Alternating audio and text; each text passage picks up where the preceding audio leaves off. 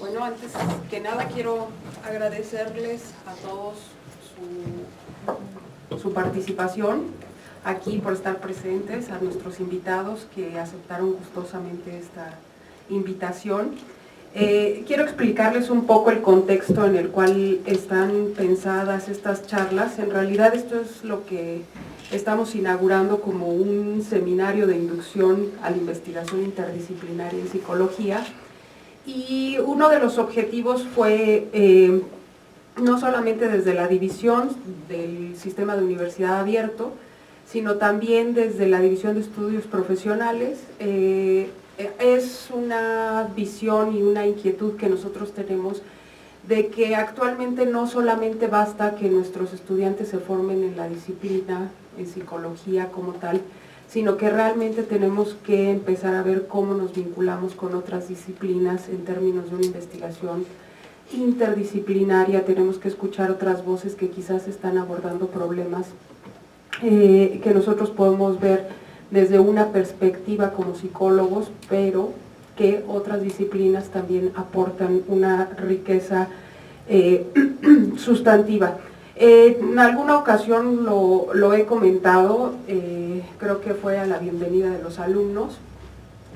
Una de las cosas o de los trabajos en los cuales yo he podido enriquecerme más en mi formación profesional fue en un megaproyecto de CONACYT que se llamaba Lenguaje y Cognición.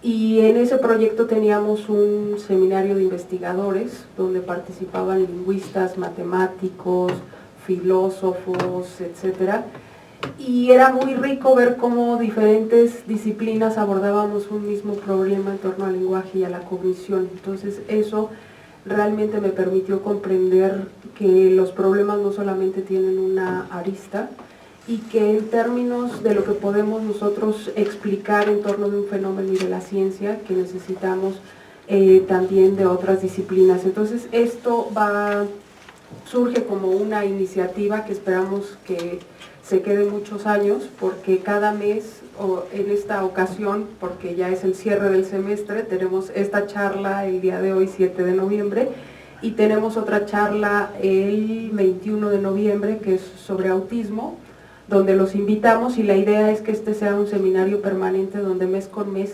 vayamos presentando diferentes temáticas. Si ustedes se fijan, pues en realidad el tema es sumamente general.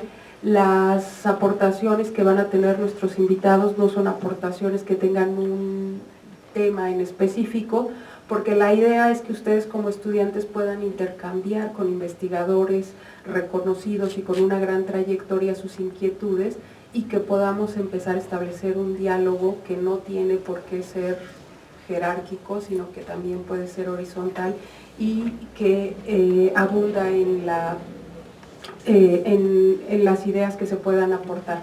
Entonces, sin más, les voy a leer una reseña curricular de nuestros invitados. El doctor José Luis Vera Cortés es profesor investigador titular C, adscrito al posgrado de Antropología Física de ENA, antropólogo físico y doctor en Filosofía de la Ciencia por la Universidad de Valencia, expresidente de la Asociación Mexicana de Antropología Biológica, expresidente de la Asociación Mexicana de Primatología, expresidente de la Academia Mexicana de las Ciencias Antropológicas, director de ENA en el periodo 2012-2015, docente en el ENA, la UNAM, el Tecnológico de Monterrey, la Universidad de Chapingo, la Universidad de Valencia, la Universidad de las Islas Baleares, director de 40 tesis de licenciatura, maestría y doctorado, autor de más de 80 trabajos publicados, entre los que destacan los libros El hombre escorzado, un estudio sobre el concepto del eslabón perdido, es que sí, aquí dice usted ido, qué raro, el famoso corrector. Sí. Sobre el concepto del eslabón perdido en evolución humana, Las andanzas del caballero inexistente, reflexiones en torno al cuerpo y la antropología física, intereses de investigación, el pensamiento evolucionista, la evolución humana, la teoría del cuerpo, la corporeidad, la historia y la filosofía de la antropología física, miembro del Sistema Nacional de Investigadores nivel 2. El maestro Juan Manuel Argüelles San Millán es antropólogo físico por la Escuela Nacional de Antropología e Historia, maestro en Filosofía de la Ciencia por el Instituto de Investigaciones Filosóficas de la UNAM, del cual es candidato a doctor en la misma línea y tiene el máster en Filosofía de la Biología por el País Vasco.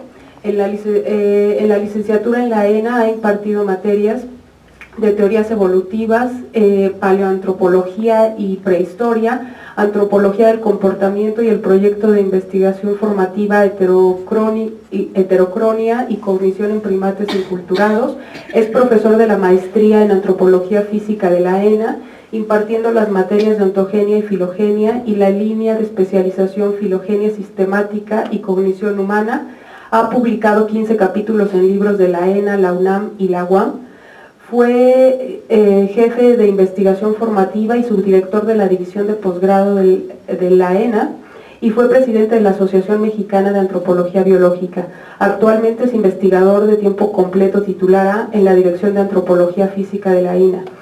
El antropólogo físico Tlacael Hernández Contreras es licenciado en Antropología Física de la ENA, es profesor adjunto de Antropología Física Aplicada y tópicos selectos de Ciencias Cognitivas para Antropólogos Físicos, ambas en la ENA, estudiante del primer semestre del posgrado de Filosofía de la Ciencia en el área de Filosofía de las Ciencias Cognitivas, y los temas de trabajo son Antropología del Cuerpo, Cognición Corporizada. Actualmente trabaja la relación lenguaje y externalismo.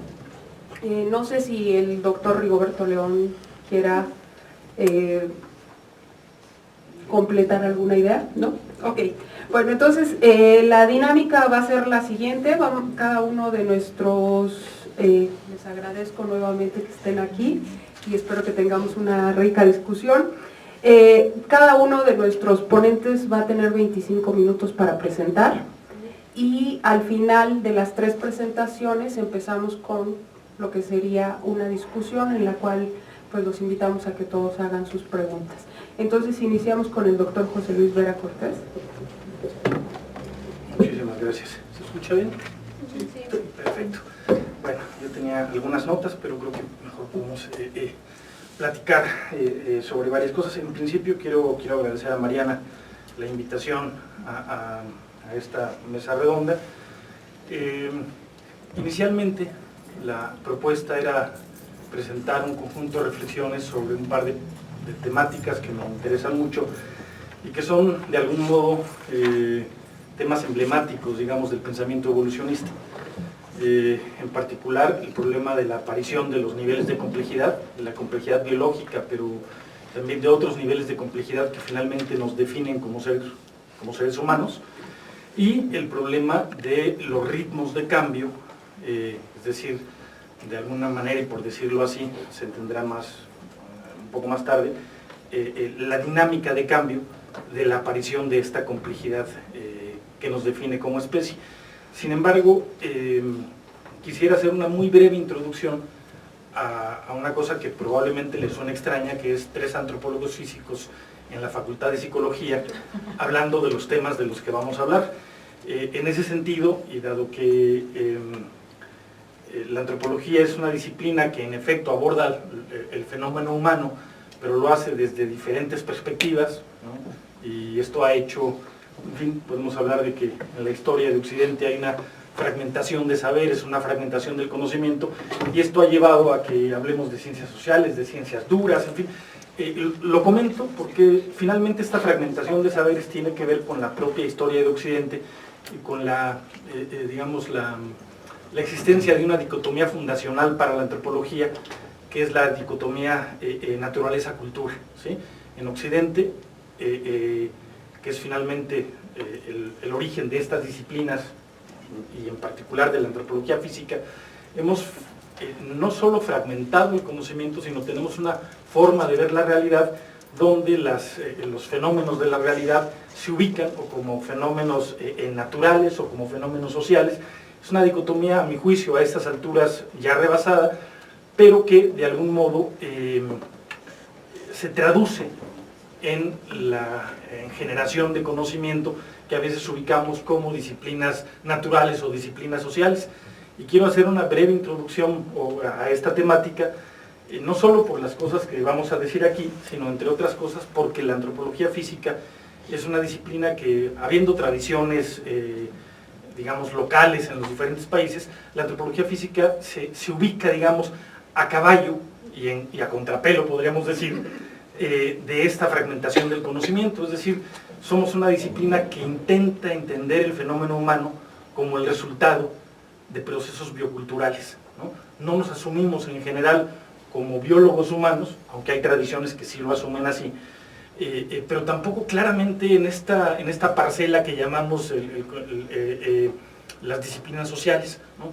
Yo durante algunos años trabajé en el Instituto de Investigaciones Biomédicas, precisamente en el departamento de neurofisiología. Hacíamos trabajos sobre conducta social de monos verdes, de monos africanos, y en algún momento me dijeron, qué bonito la antropología física, yo tengo un primo que es poeta, ¿no? Lo cual de algún modo revelaba pues una falta de conocimiento acerca de lo que es esta disciplina, y quería hacer esta introducción porque pues sabemos aquí 3 antropólogos físicos que vamos a abordar diferentes aspectos vinculados no solo con lo humano en general, sino con algunos aspectos específicos de esto que nos hace humanos, ¿sí?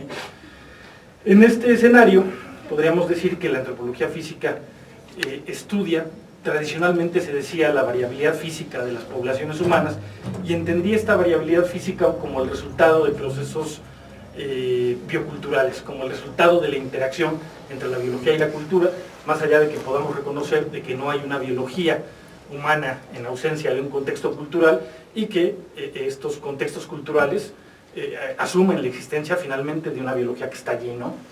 En ese sentido, esta disciplina que ha ido cambiando a lo largo del tiempo, no es finalmente ni monolítica ni estática, ha dado pie o ha dado,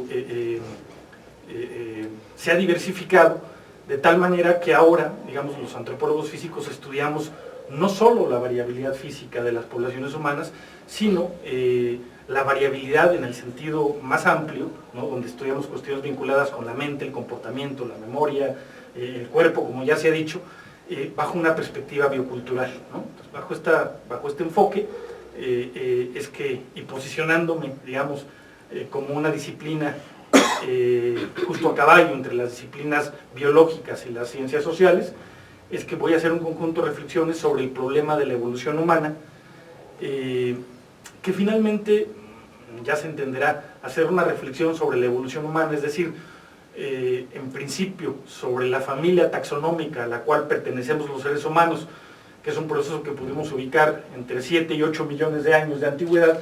En 20 o 25 minutos, pues sería a todas luces insuficiente. No se preocupen, no lo voy a hacer.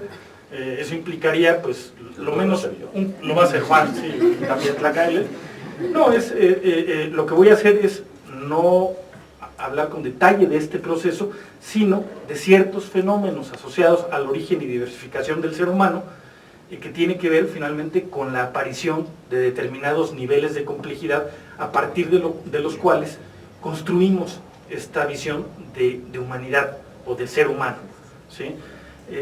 Generalmente este tipo de charlas las inicio con una anécdota que tiene que ver con el viaje de un navegante cartaginés en el siglo IV a.C., donde navegando por las costas de África narra Janón de Cartago, búsquenlo por ahí, es fascinante la descripción, narra el encuentro de de los expedicionarios de Janón con unos individuos hirsutos, desnudos, que Janón reconoce como seres humanos y que andaban desnudos, ¿no? Y eran peludos, a los cuales los lugareños llamaban gorgados, ¿no? En algún momento Janón narra cómo atrapar a los machos fue muy difícil, atraparon a algunas hembras, pero las hembras cortaban sus lazos con los dientes y tuvieron que matarlas, desollarlas y transportar las pieles finalmente a donde se dirige a Janón, hacia Cartago. Con el tiempo se sabe que no se trataba de seres humanos, que se trataba, algunos pensaban de gorilas, pero la zona por donde cruzó Janón no hay gorilas, y muy probablemente se trataba de chimpancés.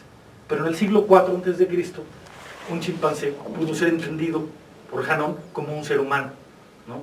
Y lo que quiero decir es que cuando hablamos finalmente de evolución humana, la propia noción de humanidad está en juego, ¿no? Y nos hacemos la pregunta, ¿y entonces qué nos define como seres humanos?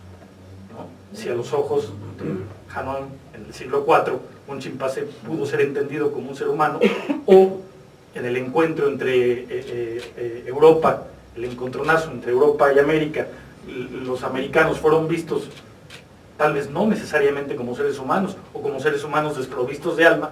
Entonces estamos hablando de un escenario donde la propia identidad del humano está en entredicho. Y cuando hacemos entonces una reflexión sobre estos 7 millones de años que tiene nuestro linaje evolutivo, la familia taxonómica a la que pertenecemos, pues digamos surgen reflexiones que tienen que ver precisamente con nuestro propio estatus de humanidad, ¿sí? Alguna vez, hace algunos años, vino un paleoantropólogo, en ese momento yo creo que el paleoantropólogo vivo más famoso, Philip Tobias, vino a México y dio una explicación acerca de esos 7 millones de años de antigüedad en términos de los cambios morfológicos que había seguido nuestro linaje hasta el surgimiento de nosotros como especie biológica. Y terminó diciendo, y los seres humanos somos esto más cultura, ¿sí? Y en el ámbito de la cultura quedaba el comportamiento, el pensamiento simbólico, el lenguaje, en fin, pero era muy difícil, incluso para Philip Tobias, el reducir el proceso de evolución humana a unos cuantos minutos. Más allá de hacer esto, lo que pretendo yo ahora, en los minutos que me quedan, es hacer una reflexión general sobre el problema de los niveles de complejidad a partir de los cuales nos reconocemos como especie, ¿sí? En estos 7 u 8 millones de años que tiene nuestro linaje.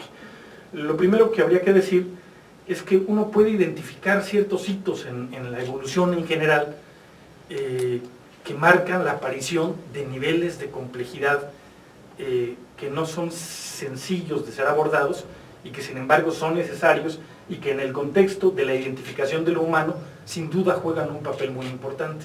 La propia aparición de la vida, digamos, en el contexto del planeta, pues marca un hito fundamental, ¿no? Como decía en algún momento Popper, la materia orgánica, la materia organizada de ciertos modos hace surgir una propiedad que no está presente en la materia en general, que es la propiedad de la vida, ¿no? Con un metabolismo, con formas de reproducción. Bueno, pues si hablamos del origen del universo hace 15.000 millones de años y hablamos del origen de la Tierra hace 5.000 millones de años, resulta que la vida surge en la Tierra hace aproximadamente 3.500, 3.800 millones de años. Es sin duda un hito en la historia, digamos, del planeta, la aparición de la vida, ¿no? Pero esta vida, digamos, está caracterizada por organismos unicelulares con ciertas formas de metabolismo distintas, no diría más simples, pero sí distintas a las que surgirán posteriormente.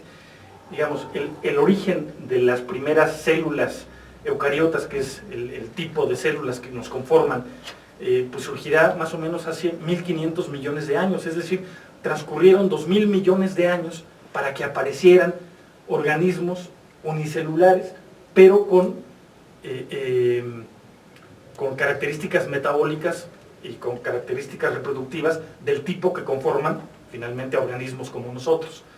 No se preocupen, no voy a hacer una revisión de todas estas fases, solo quiero decir cómo cuando uno mira el escenario de la evolución, hay ciertos hitos que están asociados a la aparición de niveles de complejidad que nos hacen reflexionar sobre su importancia y sobre las posibles explicaciones de cómo pudieron surgir.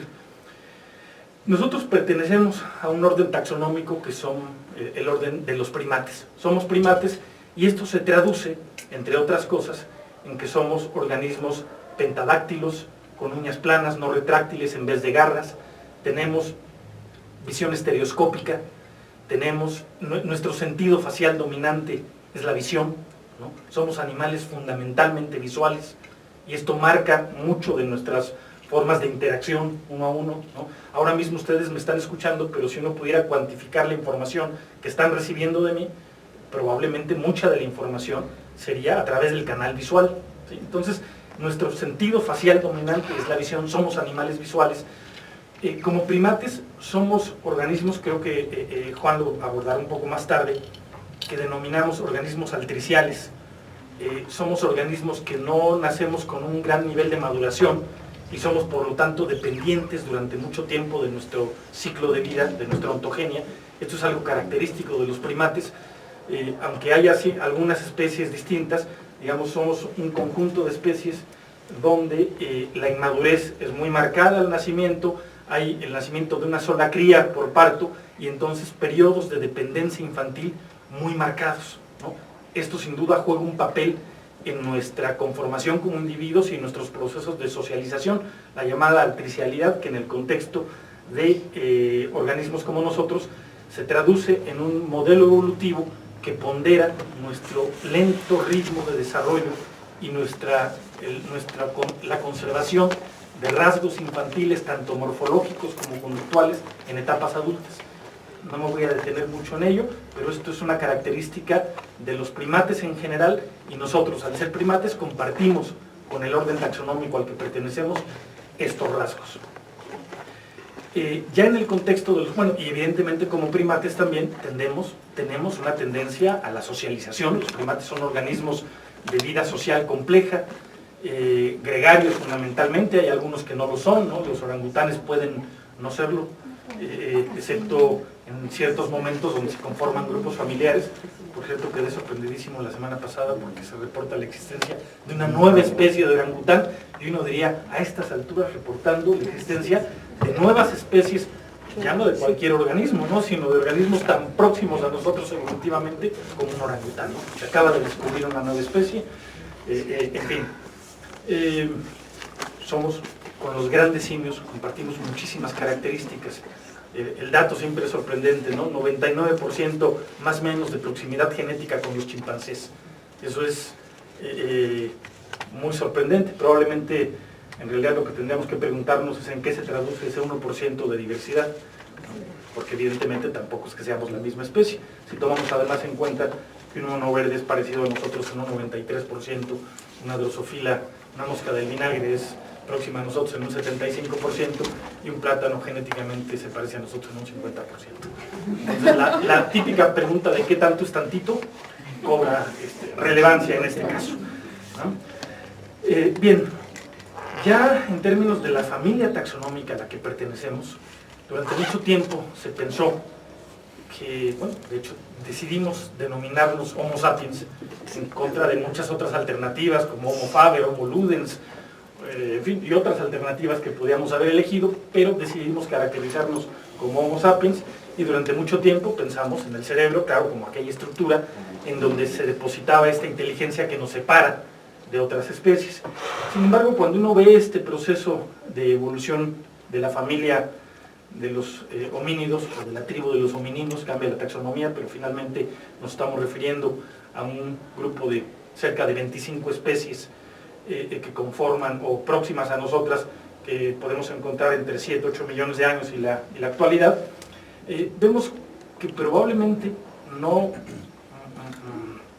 el desarrollo de un gran cerebro no fue el rasgo fundamental e inicial que de algún modo echó a andar este proceso, sino la estación eréctil, la locomoción bípeda. La forma que tenemos de movernos es probablemente la mayor innovación evolutiva en términos de magnitud, más allá que el desarrollo del gran cerebro, y que se traduce en conductas complejas que nos pueden maravillar, pero que en el contexto de los primeros homínidos hablamos de la presencia de cerebros pues no muy distinto a lo que podría tener hoy un chimpancé. De hecho, en términos de la capacidad craneal sería similar, ¿no? Cerca de 450 centímetros cúbicos, es más o menos equivalente a lo que tienen algunos grandes simios contemporáneos.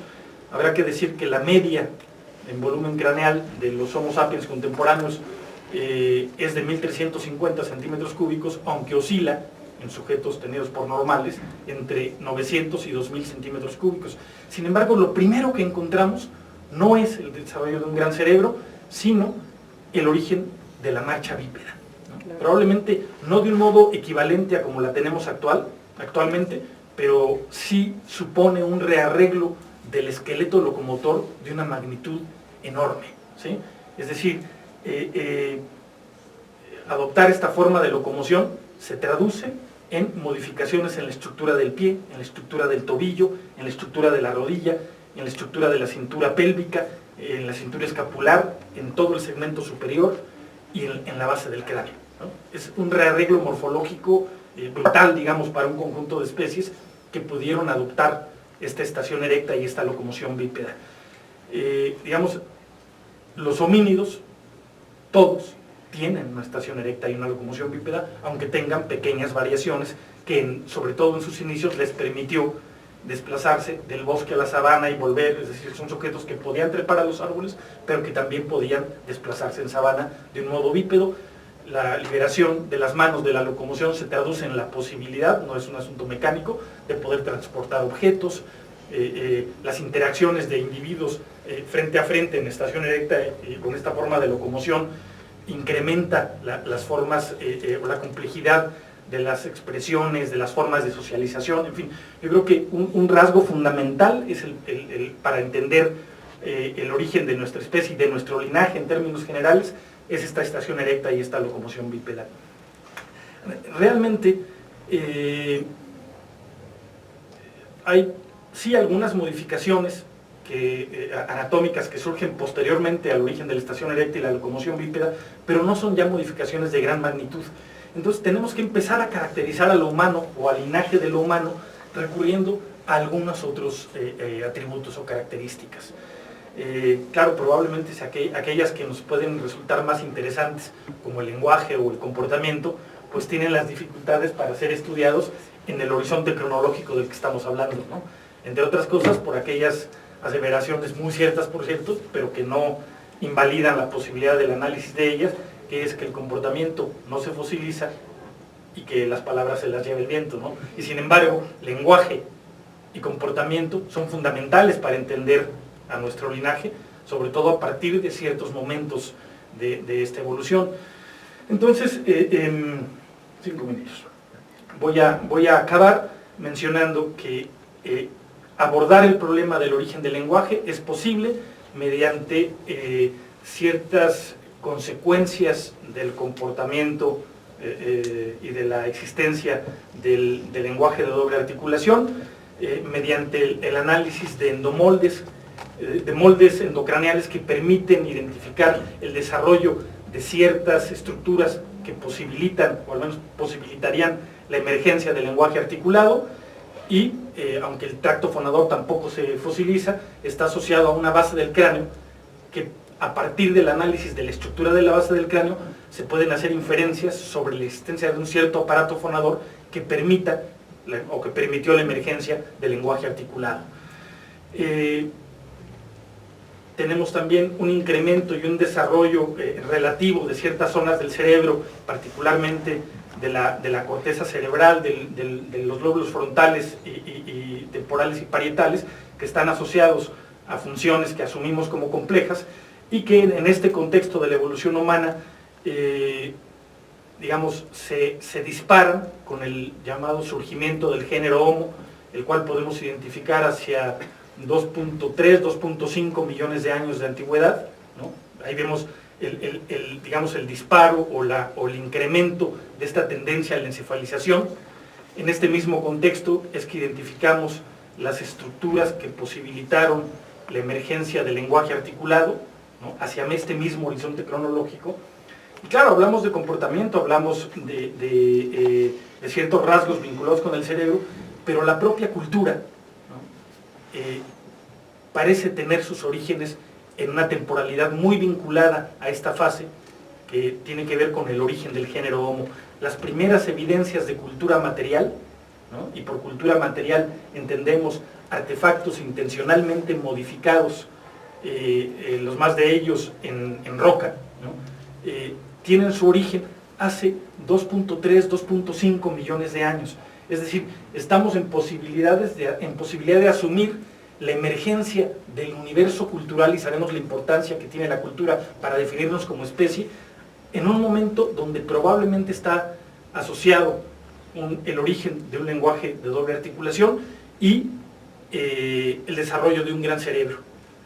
Es decir, hace 2,5 millones de años en África encontramos las primeras evidencias de lítica que suponen entonces comportamientos complejos como la identificación de materiales que permiten la elaboración de herramientas, el diseño de una herramienta, la utilización de una herramienta, la reutilización de una herramienta, el desecho de una herramienta, es decir, lo que los arqueólogos llaman las cadenas operativas, que no es más que los procesos por los cuales se utiliza una herramienta. Las capacidades cognitivas vinculadas con la elaboración de herramientas nos confieren como especie una complejidad pues no vista hasta ese momento cuando surgen, aun cuando hoy estamos dispuestos a aceptar que algunos primates no humanos, como los chimpancés o algunos otros, puedan tener comportamientos complejos que son calificados a veces como comportamientos protoculturales o preculturales. Yo creo que una vez que surge la cultura, entramos en un escenario donde muchos procesos se aceleran, y yo simplemente diría que hay dos momentos que yo identifico como revolutivos y que tienen consecuencias fundamentales para entender esto que entendemos por ser humano. Uno es la llamada revolución abstracta, o el origen, no diría yo el origen del pensamiento simbólico, porque creo que él tendría que estar asociado o tendría su origen en el propio origen del lenguaje, sino las famosas manifestaciones gráficas rupestres, el arte rupestre, que digamos surge y prolifera, aunque hay algunas evidencias distintas, pero que en general es un fenómeno asociado al este de Europa hace probablemente 40.000 años, y en ese momento estamos en posibilidades de reconocer un comportamiento complejo y muy distintivo, muy característico de los seres humanos, y probablemente, como decía un querido maestro, la última gran revolución de la humanidad, y no me refiero ya a la revolución neolítica, sea, querido maestro Santiago Genovés, que decía, la revolución más importante de la historia de la humanidad fue la revolución agrícola.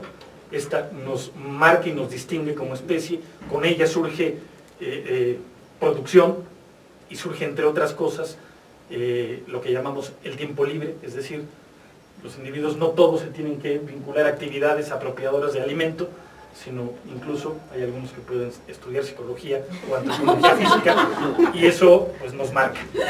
En fin, lo dejo por aquí en este momento, y muchísimas gracias.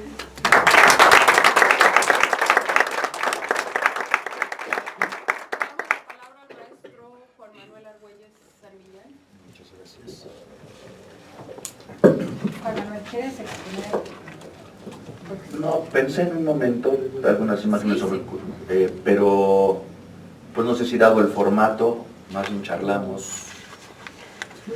No sé qué prefieren ustedes. ¿Qué? ¿Quieren visuales? Sí, sí, somos animales visuales. Exactamente.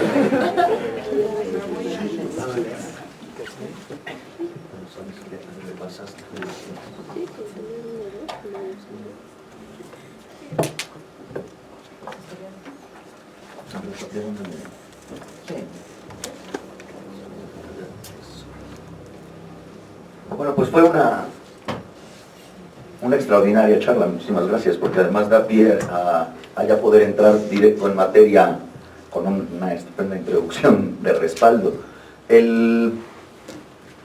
A mí me parece que esto es la intención, y te agradezco muchísimo la invitación y por pensar en mí, muchas gracias por invitarme. Hoy en día nos vemos mucho más antropólogos, psicólogos, primatólogos y varios ólogos de distintas disciplinas, zoólogas, mucho por la mente humana, ¿no? La gente que hoy enseña psicología, muchas veces una de las cosas que le relata a la gente, que lo vemos con cierta incredulidad porque no nos tocó vivirlo, pero es que con el conductismo, por ejemplo, en un momento desapareció la mente, y se hicieron una serie de teorizaciones y de todo un programa de investigación sobre la psique humana sin tener tan presente la cognición humana y la mente. Una de las cosas que pasó es que tenían un sistema que predecía cosas aparentemente y podían dar resultados sobre lo que estaban observando, y cuando estás haciendo observaciones que son precisas, aunque no tengas una explicación correcta, pues eso apantalla, ¿no?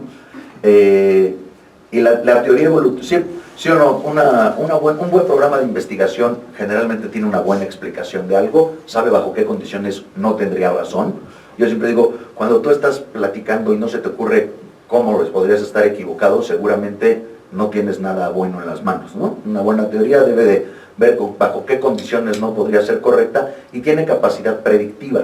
Pero a veces hay artilugios o maneras de tomar partes de las teorías que nos sirven para hacer algunas predicciones y entonces las cosas se van complicando un poco más. Yo creo que la teoría evolutiva tiene esa cualidad, es decir, uno puede tomar una parte de la parafernalia de la teoría evolutiva y hacer una serie de interpretaciones y entonces llegar a conclusiones que parecen empíricas, que parecen científicas y que no obstante adolecen de muchas cosas. Entonces, lo que me gustaría ver es qué pasa con la teoría evolutiva y hablar un poco de de cómo se ha tratado la cultura y la cognición o la mente humana un poco desde la antropología física o la bioantropología últimamente, porque en la historia de la antropología, me refiero a la antropología sin adjetivos, de hecho ya hubo mucho mentalismo. Hubo una época en que la antropología cultural tuvo una disciplina, una subdisciplina, una matriz que se llamaba cultura y personalidad. Fue una antropología de mediados del siglo XX que describía con propiedades anímicas a las culturas, ¿no? Tales están deprimidos o se muestran, era como un artilugio extraño. Pero hubo una teoría mentalista mucho más poderosa que se basó en el estructuralismo y que su encarnación como tal era el profesor Claude Lévi-Strauss. Y esta antropología sí que tenía una teoría muy arrojada y muy compleja, más que robusta, compleja, de la mente, pero suponía que la mente humana tenía la cualidad de hacer clasificaciones. Se han fijado que nosotros podemos hacer clasificaciones como la sistemática lo hace, como la taxonomía, pero también clasificaciones de manera natural. No es lo mismo tener, por ejemplo, una clasificación sistemática, es la de Linneo. Nosotros somos cordados, ¿no? Somos del filum Chordata, del subfilum Vertebrata, de la clase Mammalia, de la subclase Euteria, del orden Primate, del superorden Anthropoidea, y hasta llegar a Homo sapiens, ¿no? De la superfamilia Hominoidea, la familia Hominidae, género Homo, especie Homo sapiens. Es decir, eso es anidar, hacer clasificaciones teóricas para poder ordenar el mundo, que es distinta que nuestra capacidad natural de clasificar. Somos, y ese es un problema y una virtud, pero somos animales con una mente discriminante. No lo digo en el sentido peyorativo, sino en el sentido de clasificar las cosas todo el tiempo para poder ordenar el mundo. Lévi-Strauss pensaba que nosotros tenemos la capacidad de clasificar a los parientes con tonos polares afectivos, es decir, que más o menos sentimos cómo se quiere a una mamá, aunque su mamá haya sido buena y mi mamá mala. Es decir, de todas maneras así se siente querer o odiar. Tenía una teoría que decía que la mente humana era mítica y que las narrativas míticas son las que mejor se utilizan para explicar el mundo. Yo hace poco en otra charla en la que coincidimos, justamente traté de hacer una narrativa mítica de la teoría evolutiva para ver si se comprende mejor, y de hecho sí. Entonces, parece ser que hay un punto cierto en que hacemos narrativas mitológicas todo el tiempo para comprender el mundo. Nuestros valores morales, nuestros juicios éticos, nuestros juicios estéticos muchas veces dependen de una narrativa que tiene la mente humana en general. Y también pensaba que la mente se trataba de hacer oposiciones, dicotomías. Si uno toma un hielo con una mano y toma un boiler con el otra, va a ver que no son lo contrario. Nuestra mente hace la oposición, los sientes no son lo contrario, pero nuestra mente hace la oposición: frío, calor, húmedo, seco, lo crudo y lo cocido, el hombre y la mujer, y casi todo la dicotomía, biología, cultura. Parece que hay un apetito mental de la estructura de la mente que consiste en generar dicotomías. Y esa teoría ha quedado muy sobrepasada después en la antropología, y luego desapareció la mente del comportamiento, y últimamente yo diría que de la década de los 80 para acá, con más enjundia, ha vuelto la cognición. Entonces vamos a hablar un poquito de cultura, cognición y cómo se interpreta desde la teoría evolutiva. José Luis, yo creo que se quedó aquí, ¿no? Una de las grandes preguntas de la antropología es bajo qué condiciones y qué procesos hicieron posibles que un grupo de primates comenzara a crear cultura. Lo decía en su charla, ¿no? Es una propiedad emergente impresionante. Suponemos que en el Pleistoceno, en África. Veamos qué es la cultura rápidamente, ¿no? Edward Taylor, un gran antropólogo, lo definía como aquel conjunto complejo que comprende el conocimiento, las creencias, el arte, la moral, dice, y cualquier otra capacidad y hábito adquirido por el ser humano en sociedad. Más o menos, con todos los conceptos de cultura, hay tantos como haya seres humanos hablando de la palabra cultura. Pero una de las cosas que hacía esto es decir prácticamente, pues, ¿qué es la cultura? Es aquello que hacen los seres humanos. Vinieron luego un poco más... Schroeder hace una más interesante, dice, un conjunto de atributos y productos de las sociedades humanas, es decir, lo sigue encarcelando en las propiedades humanas, pero dice que son extrasomáticos y transmisibles por mecanismos distintos de la herencia biológica. En la etología del siglo XX, Nico Tinbergen y el gran Konrad Lorenz, abreviando, porque aquí hay que ir muy rápido, pero ven que los perros en tu casa se dan unas vueltas y luego se acuestan. Y Konrad Lorenz, y por eso le dieron el premio Nobel, aunque lo estoy caricaturizando, pero pensaba, ¿por qué hace esto junto a la chimenea de mi casa? Los lobos lo hacen en la selva para quitar a los animales rastreros y poder acostarse, pero este animal mío nació en mi bellísima casa, nunca ha visto un animal rastrero porque se comporta como si viviera en la selva. Y pensó, muy importante, este perro tiene comportamientos codificados genéticamente, ¿no? Y entonces, más o menos el chiste de sabiendo que hay un comportamiento importante, complejo, que tiene una herencia genética, es importante hablar de aquellos comportamientos que son transmisibles, pero no mediante la genética. Y Tomasello lo dice para mi gusto muy bien, es un aprendizaje social tal que distintas poblaciones de una misma especie desarrollan maneras también distintas de hacer las cosas. La cualidad de esto está aquí, ¿no? La cultura, creo que con esto todo el mundo estaría de acuerdo, es una colección de rutinas adquiribles que pueden ser aplicadas y compartidas por un sinnúmero de individuos, pero que carecen de validad universal. Cuando hablamos de cultura, una de las acepciones que utilizamos siempre es aquella que habla de las expresiones locales. Y así lo hacemos mucho. Si es espontáneo, si es universal, algo es por lo tanto natural. Casi siempre pensamos, si ocurre en todas partes del mundo, con independencia del contexto, entonces pensamos que es natural. Y aquello que es contingente, que es local, lo llamamos cultural. De tal manera que todos tenemos la expresión universal del lenguaje, pero los idiomas son culturales en la medida en la que tienen pues una restricción local. Uno diría, poniéndose enérgico, el lenguaje es una cuestión natural. La variabilidad de los idiomas es una expresión cultural. Por eso tiene esa doble diada, ¿no? Y con mente voy a referir a la capacidad biológica finita que presentan algunos organismos para procesar información a partir de representaciones. Lo que nos interesa de la cultura es su carácter relativo. Lo que nos interesa de la cognición es su capacidad universal para esto. A ver, vamos a ver si puedo... Aquí se puede empezar a poner interesante lo que voy a decir. No sé si les ha pasado que la gente es muy difícil y que convivir con la gente es la cosa más cansada del mundo. No estar con gente es también muy difícil. Después de la pena de muerte, la siguiente pena más fuerte es el aislamiento, es que te aparten para siempre en aislamiento.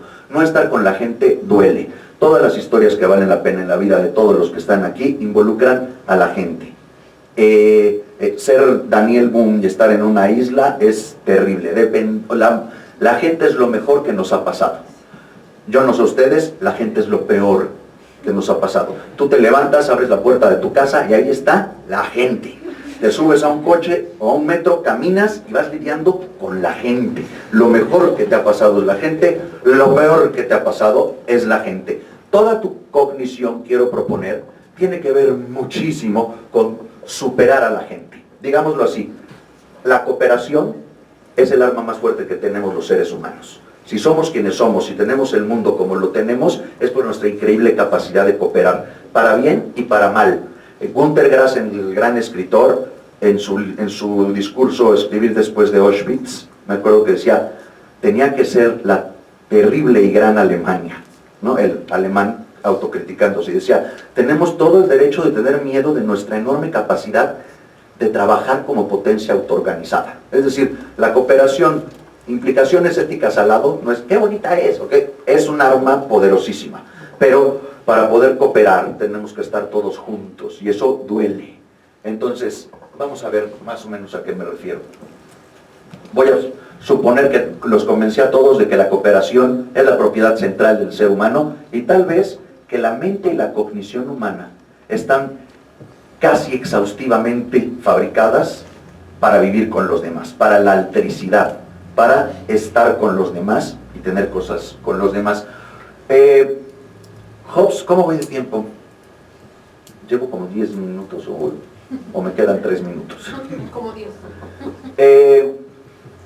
A esto se le llama a veces el problema de Hobbes o el problema de Rousseau. Hobbes decía, la vida, ¿se acuerdan Thomas Hobbes, el que escribió el Leviatán, el que inventó el contrato social, una autoridad mundial, universal de todos los tiempos?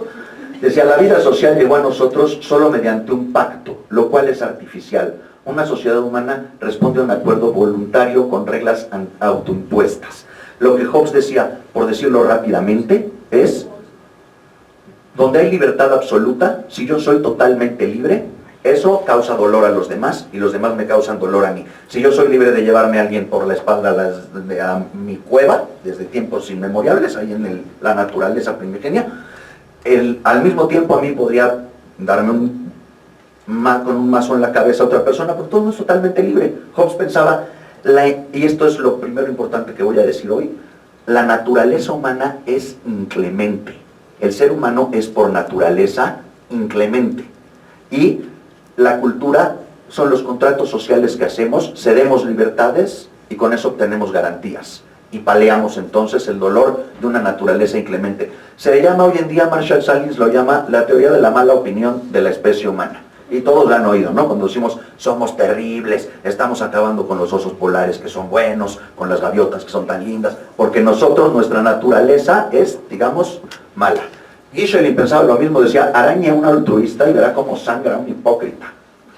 Y el gran Thomas Huxley, el amigo de Darwin, decía, la ética humana constituye una victoria sobre un proceso evolutivo ingobernable y terriblemente desagradable. Ahí está otra vez la sensación de una naturaleza mala y una cultura que palía la naturaleza.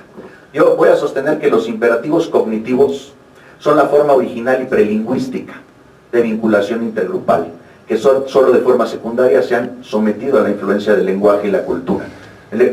Voy a tratar de mostrarles que hay algunas capacidades cognitivas para la cooperación humana que tienen otros primates y que son de hecho más importantes para dar el salto a la cultura que el lenguaje, y que de hecho el lenguaje es una cuestión posterior. Pueden ser rastreados filogenéticamente mediante el ejercicio comparativo de los primates y los niños.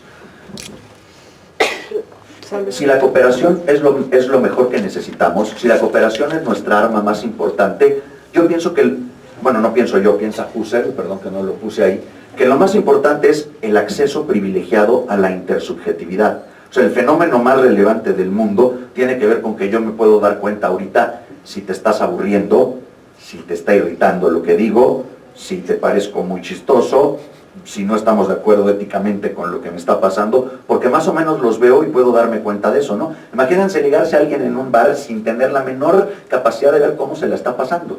Entonces, hay gente que tiene ese problema. Imaginen una persona así, vamos a imaginar por un momento una persona así para ver lo importante que es el gregarismo y la intersubjetividad. Lo digo por última vez solo para reiterarlo. Aquí lo que estamos pensando es que la cooperación requiere gregarismo. Que el ser gregarios, vivir todos juntos es importante. Y que el elemento más importante para el gregarismo es el acceso a la intersubjetividad. Saber yo calcular más o menos cómo es tu experiencia subjetiva. Imaginen a alguien que se comporta así. No me interesa qué piensas. A mí no me interesa si te estoy aburriendo. No me interesa. No me interesa qué sientes. Ya saben, ay, me lastimé. A mí no me importa lo que tú sientes. No me interesa hacer algo por ti. Imagínense a alguien que en su trabajo o en la escuela o en donde estén, alguien se levante y diga, yo no hago favores. Conmigo no cuente. Yo no doy tareas, no hago nada. Si pueden hacerme un favor, muy bien, pero conmigo no cuenten.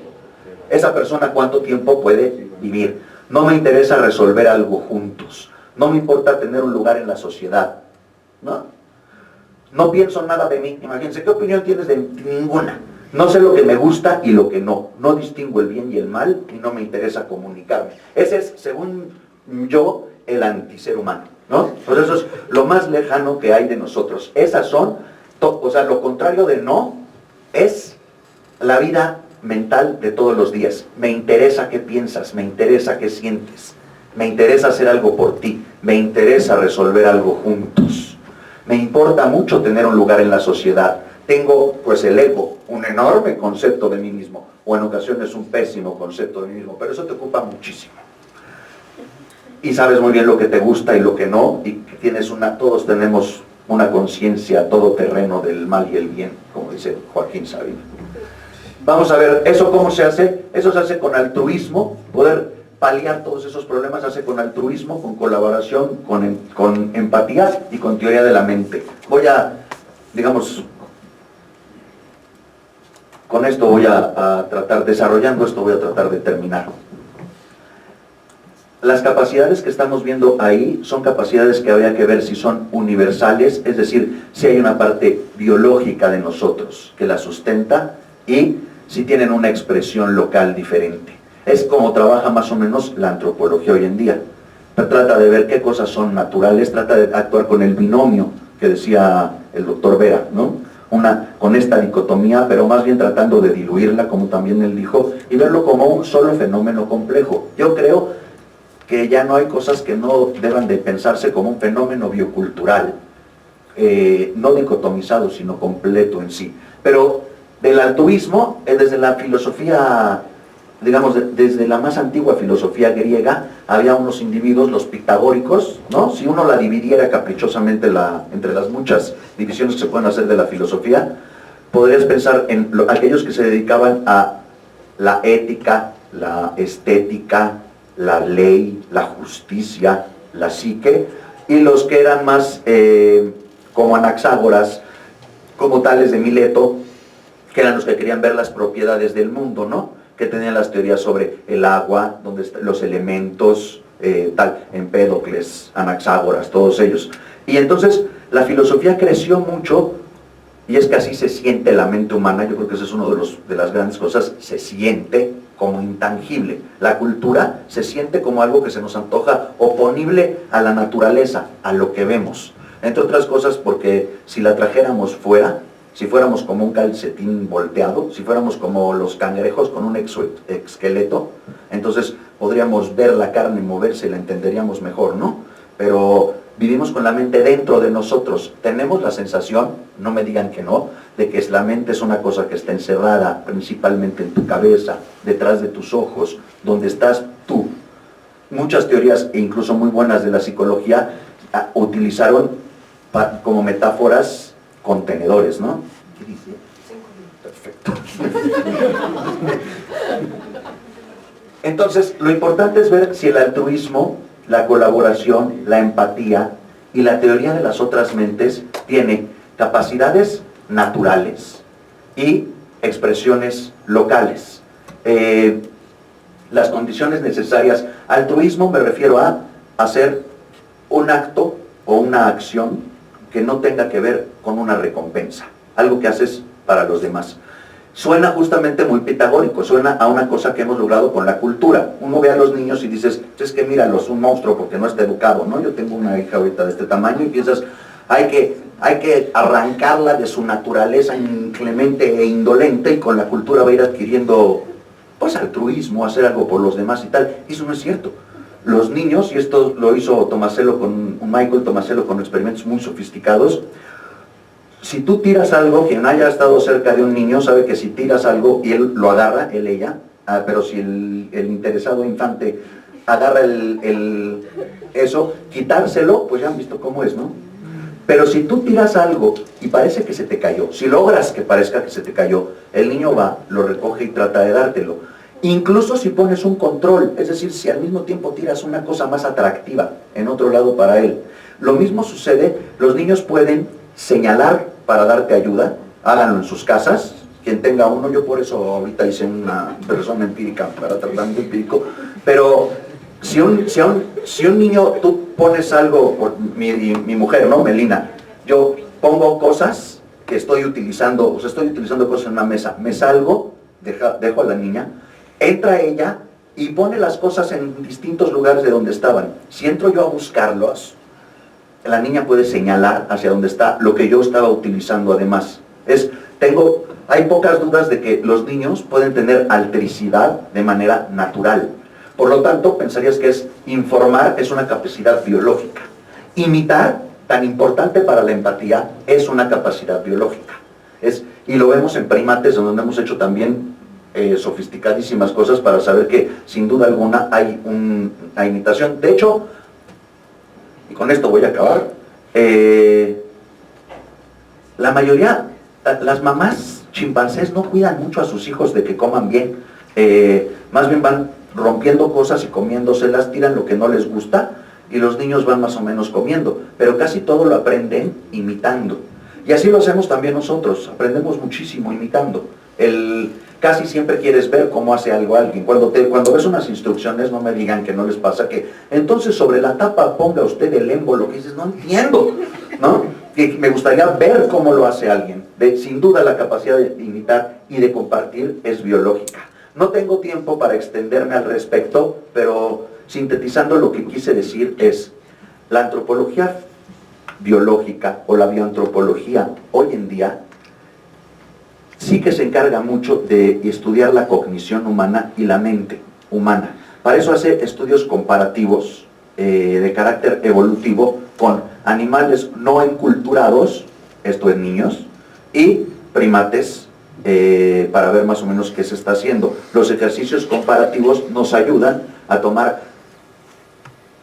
poder construir de alguna manera un paradigma biocultural o un paradigma biosocial de la inteligencia humana.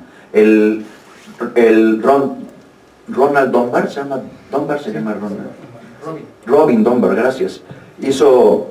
Desató todo esto, porque en 1994 hizo una correlación en que veía que el tamaño del cerebro de los primates tenía muchas veces que ver con el tamaño del grupo. Entonces, parece ser que por lo menos muy buena parte de nuestra cognición tiene que ver con el grupo y con estar interrelacionados. Entonces, en síntesis, la cooperación es el arma adaptativa más grande que tiene el ser humano. Esa arma adaptativa se adquiere porque la cooperación duele, convivir con los demás duele. Y para eso se necesitan una serie de características adaptativas que tienen que ver con nuestra capacidad de lidiar con los otros para poder contar con ellos. Yo creo que un esquema que explica tu mente a partir de tu cooperación con los otros es un esquema adecuado para lograr tener una idea adecuada de cómo es nuestra naturaleza. Muchísimas gracias.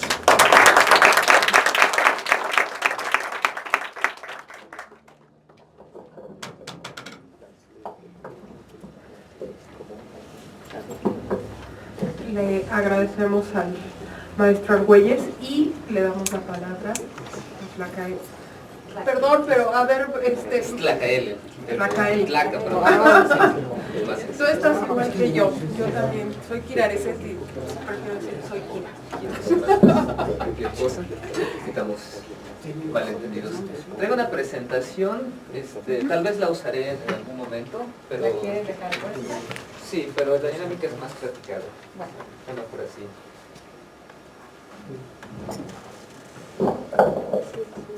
Bueno, lo que está en la presentación, bueno, primero que nada agradecer también a Mariana por la invitación, también a Bernardo Yáñez, que originalmente iba a estar por aquí también dando una plática, pero esto es lo que... yo voy a analizar también el caso de la cognición, en específico cuerpo relámpago, pero el de abajo no, es no. Es otra presentación. Que al final voy a abordar un poco sobre ese tema. Ese me lo sé. Esto que Sí, está, ese pero es. está como en... Qué raro, es que es PDF, pero... Bueno, vamos a ver, seguramente. Ah, es que lo...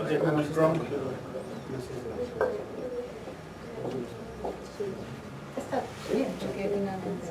Eso puede... Bueno, La idea era precisamente hablar sobre ya un caso concreto, que es en este caso el ajedrez. Un par de años para acá me he dedicado a estudiar esta actividad ya de manera sistemática desde la antropología física y sobre todo desde la cognición.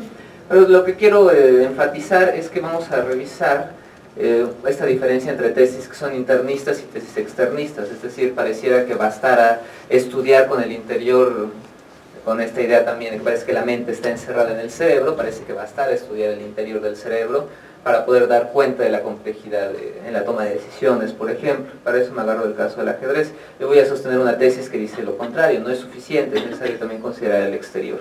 Pero ya llegaremos a ello. Entonces, en primer lugar, pues, para poder establecer qué elementos intervienen en los procesos cognitivos, pues bueno, en primer lugar hay que acotarlo, porque podrían ser todos, ¿no? Entonces yo por eso me dedico al caso del ajedrez y voy a analizar 3 elementos que se pueden dividir en internismo y externismo. En primer lugar la lógica, luego el cuerpo y posteriormente lo que vamos a llamar el exterior. Entonces, para ver el caso de la lógica, retomo el modelo computacional clásico. Es esta idea de que era posible a partir de una sintaxis lógica dilucidar cómo se daban los procesos en el interior. Esto lo vemos con el modelo de Turing, la idea de la máquina de Turing, pero estas son algunas de las premisas. Se da una suficiencia de la sintaxis, un procesamiento interno de símbolos y también tenemos 2 ideas o 2 supuestos, que es el de la racionalidad ideal, que a grandes rasgos es esta idea de que tenemos condiciones infinitas de tiempo, memoria, espacio, acceso a la información, etc. Cuando en realidad lo que tenemos es una racionalidad mínima, tenemos acceso limitado a la información, de procesamiento, también no tenemos tiempo suficiente para pensar todas las cosas, y eso lo vamos a ver en concreto con el ajedrez, como he mencionado. Pero son un par de supuestos que están aquí. Rápidamente, la prueba de Turing, en maquinaria computacional e inteligencia artificial, Turing nos propone el juego de la imitación, que nos dice si nosotros no podemos diferenciar la respuesta que nos da una máquina de la que nos da un humano, pues no tenemos motivos para dudar que sean el mismo proceso. Entonces con esto arranca el programa de investigación. Había varias críticas en su momento, ¿no? Por ejemplo, Searle nos dice es que en realidad la sintaxis no es suficiente, los seres humanos también tienen semántica, es decir, nosotros sabemos lo que estamos haciendo. La máquina tal vez pueda jugar ajedrez, pero no sabe lo que hace. Entonces, esa es una de las críticas que pone Searle en primer momento. Y bueno, para el ajedrez pues vemos que nos aplica por 2 motivos, al menos. Una es que, bueno, Hernández, no soy yo, es otro, es Jorge Luis Hernández, también colega antropólogo físico. Él hace un experimento y se da cuenta de que en realidad no se pasa la prueba de Turing. ¿Por qué? Porque el tiempo que toma en términos de jugadas las partidas entre humano y humano es menor que el número de jugadas que le toma a ordenadores contra ordenadores. También tiene otro grupo que es humanos ordenadores, pero ese no es tan importante. Nos centramos solamente en esos 2. Es decir, las máquinas en efecto les toma mucho más tiempo porque lo que hacen solamente es calcular el número de jugadas o posibilidades, mientras los humanos tienen esto limitado, como ya habíamos dicho, con la racionalidad mínima. Entonces en efecto podemos diferenciar, son procesos distintos, tienen una maquinaria completamente distinta. Y otro ejemplo es que hay posiciones donde los módulos de análisis del ajedrez no te dan una solución y no obstante la partida está ganada. Y esto se debe a que se requiere ya de un plan, se requiere una inventiva, ¿sí? Pensar a largo plazo, mientras la máquina solamente te va a dar opciones que no van a llegar a nada. Sobre todo son en posiciones cerradas. Pero bueno, de ahí podemos descartar la suficiencia de la sintaxis lógica, de la mera manipulación de símbolos internos. Entonces vamos al segundo elemento, que es el cuerpo. Ya aquí nos explicaron con estas maravillosas pláticas que lo que estudiamos los antropólogos físicos finalmente es el cuerpo y cómo este se da en su dinámica con el mundo. La cognición corporizada retoma estos supuestos, se dice, nosotros necesitamos del cuerpo, este es constitutivo. Como ya se decía, si el cuerpo fuera diferente, probablemente los procesos o nuestro acceso al mundo sería distinto. Lo vemos, por ejemplo, en las aves. Las aves podemos decir o aventarnos a decir que tienen también cultura, que tienen tradiciones, por ejemplo, en el canto, arriesgado, pero podemos llegar a sostenerlo con una hipótesis arriesgada, pero su relación es diferente, porque no tienen, por ejemplo, nuestras manos para aprender al mundo, requieren de otros elementos corporales para modificarlo. Peter Gottfried Schmidt nos habla en su libro Other Minds, de los cefalópodos, en específico de los pulpos. Dice, estos organismos parece que están metiendo problemas a la cognición corporizada porque ellos tienen un sistema nervioso distribuido. ¿Sí? Los brazos en cierta manera son autónomos y tienen, o sea, sí están dirigidos por un sistema central, pero tienen una cierta autonomía para explorar el mundo. Entonces, en efecto, si el cuerpo fuera diferente, esperaríamos unas capacidades distintas. En este sentido, el cuerpo no solo es máquina que procesa estímulos, es un agente activo que construye la cognición en su interacción con el mundo, a diferencia, por ejemplo, del modelo computacional. Ahí solamente era un receptor pasivo que copiaba, en este caso, símbolos y posteriormente los manipulaba, o ya le estaban dados, como en el caso de los programas. Siempre me gusta poner esta imagen porque me permite después hablar de una acción. En principio, esta imagen son solamente manchas, no hay nada ahí. Pero nosotros podemos decir que hay una figura. Pueden ver la figura, no podemos ver el dálmata. ¿Qué es esa capacidad que nos permite en este caso dar los contornos a la figura del resto de las manchas y que tengan algún significado? Bueno, ustedes lo trabajan mucho en cuestiones gestálticas, pero, por ejemplo, desde la enacción podemos decir que es esta capacidad de dotar a los elementos del entorno y de darles sentido, ¿sí? Y eso se da a partir de la interacción corporal. En esta postura en específico, no se considera que la mente ya tenga una arquitectura dada, es una arquitectura que se va construyendo en la interacción con el mundo, que depende de las características corporales, pero tampoco sostiene que ya haya un mundo dado, ¿sí? Normalmente, por ejemplo, si analizamos en filosofía de la ciencia, se tiene esta idea de que ya hay una estructura que puede ser lógica o una estructura teleológica del mundo, y eso es algo que desde esta postura no es necesario. El mundo podría darse en la interacción de sus elementos.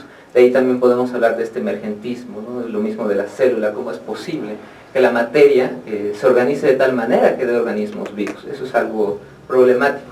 Desde aquí se puede entender bastante bien, es algo que emerge de la interacción. Bueno, esto ya es parte de la tesis de licenciatura, que fue precisamente ver cuál era la influencia del cuerpo en la toma de decisiones, que es a mí lo que me interesa, cómo es que decidimos, en este caso, entre hacer una jugada o hacer la otra.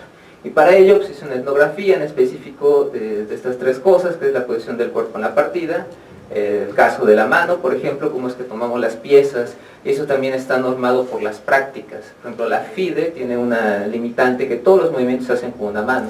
Entonces esto ha generado técnicas corporales que permiten satisfacer ese criterio y no gastar tanto tiempo, por ejemplo.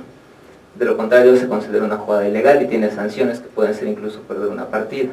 Ahora otro elemento importante que analicé fue por ejemplo la mirada. La mirada también, bueno ahorita voy a detener en específico en este aspecto, tiene una condición de posibilidad en la morfología del ojo y en una cognición asociada a la misma. Entonces, de hecho de esto yo hablar Bernardo Yáñez, pero bueno, retomando su trabajo, resulta, Kobayashi y Koshima a finales de los 90 y principios de los 2000 se dan cuenta que el ojo humano tiene una morfología peculiar respecto a otros primates. Voy a poner de hecho la siguiente diapositiva, y es esta diferencia en la coloración de lo que es la cara, la esclera y el iris. Tenemos aquí la imagen de la derecha, su izquierda, tenemos un chimpancé y no podemos dilucidar a dónde está viendo, no es fácil hacerlo. En el caso del gorila, este gorila se debe a una mutación, en realidad esa no es la pigmentación que suele tener, y en el caso de los australopitecinos es curioso porque no tenemos ninguna evidencia de que sea así. Eso es una reconstrucción y eso lo podemos ver en todos los libros que tengan esta clase de imágenes, en estas reconstrucciones. Asumimos que era de esa manera, no tenemos ninguna evidencia, no hay registro fósil, todavía no tenemos acceso a esos paleogenes, entonces no nos consta, pero le da un carácter muy humano, y es en efecto de lo que se dan cuenta Kobayashi y Koshima. Los otros primates puede que tengan una esclera blanca, pero esta está cubierta por la órbita esquelética, no se puede ver. Entonces, ellos ¿cómo siguen la mirada? ¿Cómo tienen esta información? Bueno, Tomasello se da cuenta de que los macacos requieren de la posición del cuerpo, o ese es el dato que les permite inferir de dónde están viendo, ¿sí?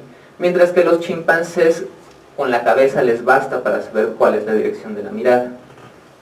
Se da cuenta de que solamente había un caso registrado de un chimpancé que sí podía hacerlo a partir del ojo, y esto se debe a que era un primate inculturado, un primate que desde muy pequeño estuvo en los experimentos y podía tener acceso a esa información de los investigadores a partir de los ojos, pero todos los demás no.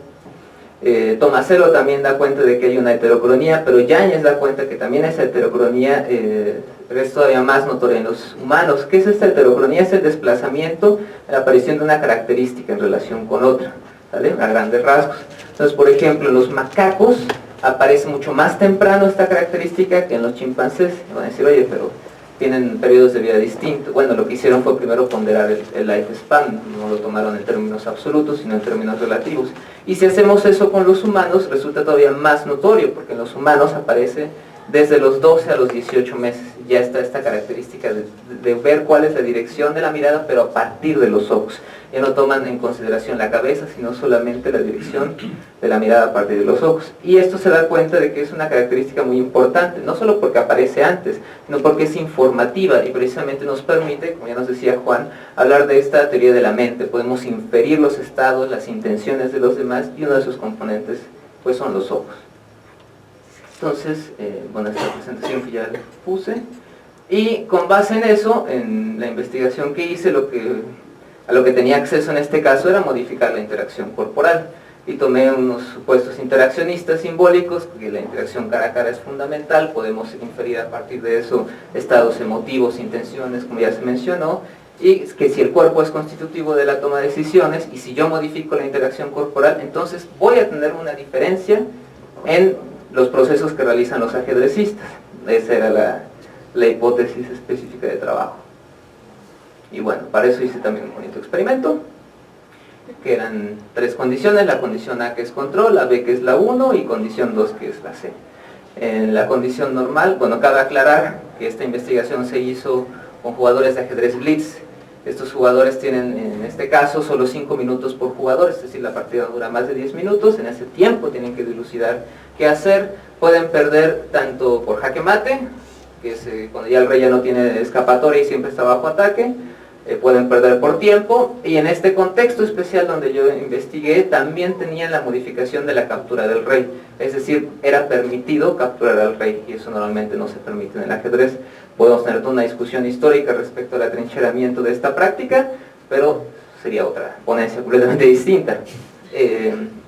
Pero el chiste es que ellos lo incorporan, y eso también modifica las capacidades cognitivas, porque al no cantar el jaque, al no decir que el rey está bajo ataque, si tú no te fijas pierdes la partida. Eso se deriva a partir de la idea de que una jugada ilegal pierde la partida, ¿no? En este caso dejar al rey en jaque. Entonces la condición normal consistió en jugadores, 5 minutos por persona, se pueden ver a los ojos, la cara, no hay nada que les impida verse e interactuar. La siguiente condición, la condición 1, les pongo una pantalla en medio, con lo cual ya no tienen acceso a la interacción cara a cara, a las emociones, solamente tienen acceso a lo que sucede en el tablero. Y en una tercera, bueno, la condición 2, ya no hay pantalla, pero hay lentes oscuros que impiden tener acceso a la dirección de la mirada.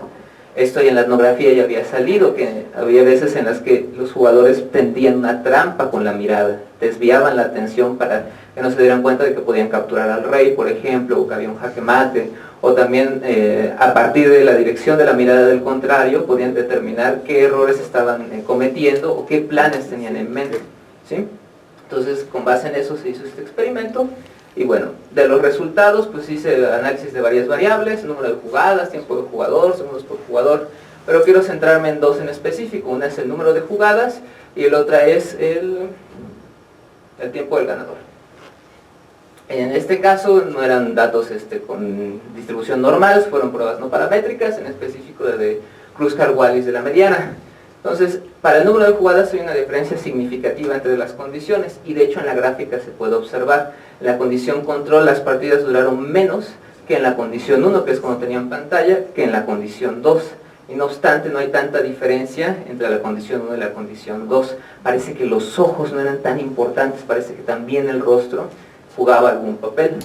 Algo similar pasa con el tiempo del ganador, también vemos una diferencia entre estas condiciones, no obstante había una dispersión, una variabilidad muy grande de los datos. Entonces surge el problema de decir, bueno, ¿por qué sucede esto? Y bueno, la interpretación pues es lo siguiente. Mi interpretación de esto es que lo único que hice fue cortar un canal de comunicación, solamente una parte de lo que les permitía dilucidar cuál era la mejor jugada, que tenía que ver solamente con esos elementos interaccionistas, pero nunca quité la interacción, en este caso con la partida de ajedrez, que es finalmente lo más importante. Ahí está lo interesante, los jugadores están actuando con la posición del tablero. ¿En qué sentido? En el sentido de que interpretan qué es lo que está sucediendo, ¿sí? Para entender lo que sucede en una partida se requiere de la experiencia. Pero hay dos experiencias, una que vamos a llamar online, que es esta que se da directamente al jugar partidas o al observarlas, y otra que es la situación offline, que sobre todo se refiere a las situaciones de teoría, a resolver problemas de mate 1, 2, etcétera, o las cuestiones de táctica como el doblete, clavadas, sacrificios, etcétera, etcétera. Entonces, esta teoría ajedrecística que se adquiere sobre todo en las situaciones offline, guía la percepción-acción, y eso permite al jugador dilucidar cuál es la mejor jugada posible. No se remite solamente a observar o a teorizar, hacer una teoría de la mente a partir del estado corporal del otro.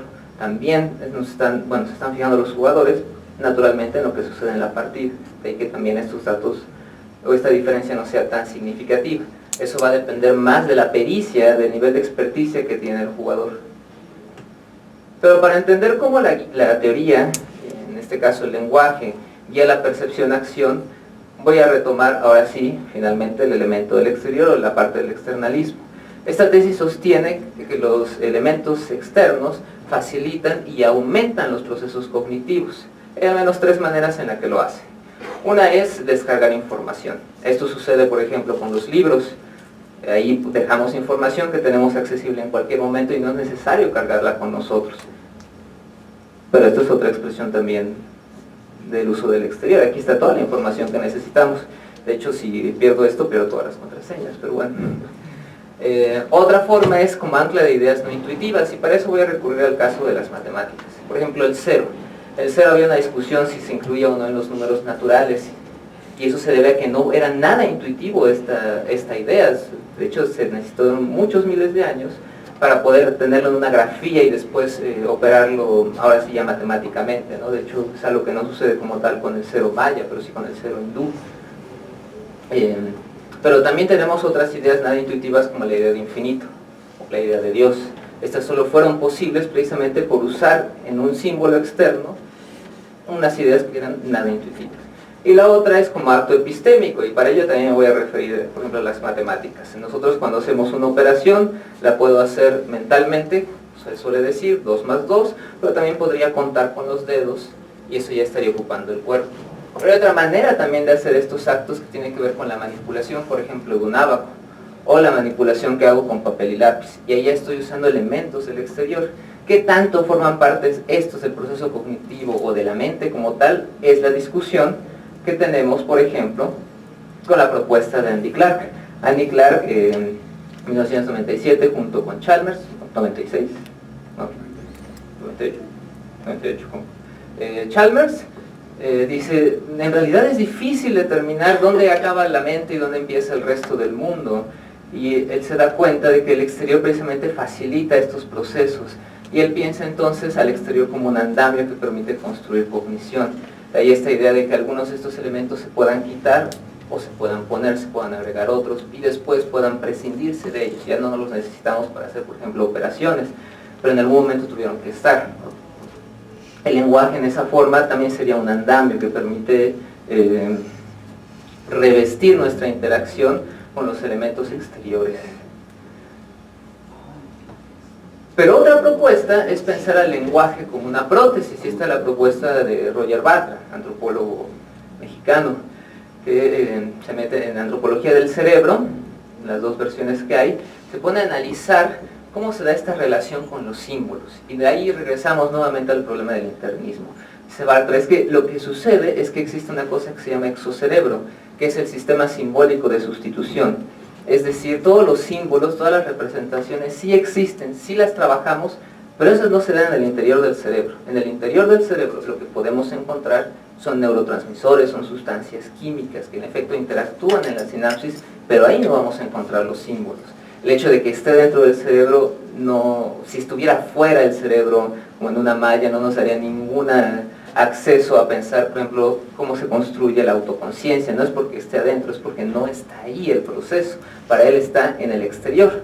Dice, ¿por qué el lenguaje es tan importante? ¿Y por qué lo llama una prótesis? Porque sin él no se podría construir cognición. Y da el caso de Helen Keller. Helen Keller, una niña del siglo XVIII, si no mal recuerdo. No, XIX, sí. Que queda privada de la vista y del oído. Y entonces, perfecto, vamos bien. Entonces no tenía acceso al lenguaje de manera normal, como los demás lo tenemos. Y de hecho narra su experiencia, ella posteriormente adquiere el lenguaje a partir de las sensaciones táctiles que le va dando su entrenadora en la mano. Entonces, dice, antes de que tuviera yo acceso al lenguaje, a los símbolos, aquel fluir frío que pasaba por mis manos era solo eso, era un fluir frío, pero no entendía yo qué era. Es hasta que tiene el símbolo del que es el agua, que puede entender y magnificar su experiencia. Sobre todo le da sentido, le da orden al mundo. Y también el cómo se entrenan nuestros sentidos, es algo muy interesante que trabaja David Le Breton, pero también eso sería otra ponencia, que por cierto estuvo hace un par de semanas. Pero bueno, de ahí toma la idea de que es una prótesis, porque si no está el lenguaje, si no está este sistema simbólico de sustitución, no serían posibles las capacidades que nosotros tenemos. Sin duda debe haber un carácter a priori en el sentido biológico para la altricialidad, el altruismo, pero no es sin este sistema de sustitución que se da esa magnificación. ¿Estas pueden existir sin el lenguaje? Sí. Pero para existir como las conocemos con los seres humanos necesita forzosamente el lenguaje. Claro, la atención está, bueno, entre prótesis y andamios, que era la otra ponencia que desarrolló hace rato, es esta idea, ¿no? Es preguntarnos, bueno, entonces, ¿qué es en realidad lo que procesa el cerebro? Parece que no basta solo lo que procesa el cerebro, pero alguien como Clark te diría, pero tiene ciertas capacidades computacionales, el exterior solamente facilita algunas de estas. Bartra no sostiene esa idea, sostiene que todo ese procesamiento de símbolos se da exclusivamente en el exterior. No está descartando al interior, es decir, los procesos cerebrales, por ejemplo, pues estos no son suficientes, se necesita algo más. El problema que veo yo con Bartra es que a todo le llama exocerebro, y se entiende viniendo de un antropólogo, porque se da cuenta de que todos los seres humanos simbolizamos todo lo que hay en el mundo, de lo contrario no existe en nuestra experiencia. Por ese sentido, sí, todo podría ser exocerebro, pero no todo es relevante al momento de hacer un proceso cognitivo. Puede estar ahí y no obstante para nosotros no ser importante en ese momento, podemos perderlo de vista. De ahí que retomo el concepto de la enacción. La enacción a partir de la noción de experiencia nos permite dilucidar qué cosas son relevantes y qué cosas no lo son. Ahora, lo que sí concuerdo con Bartra es que en efecto el lenguaje funciona como una prótesis. ¿Por qué? Porque si no está, no se podrían dar estas funciones, por ejemplo en la matemática, por ejemplo en la misma antropología, para pensarnos sobre nosotros mismos. Bartra sostiene que la autoconciencia surge en el exterior, en esta noción de foro, a partir del exocerebro. Ya de ahí pasar a pensar que todo el procesamiento simbólico es externo, hay un paso muy grande. No obstante, por ser Contreras, asumiré esa posición y diré que eso es cierto, y de eso se trata lo que estoy ahorita trabajando en la maestría. Pero eso sería para otra plática. Y pues, muchísimas gracias.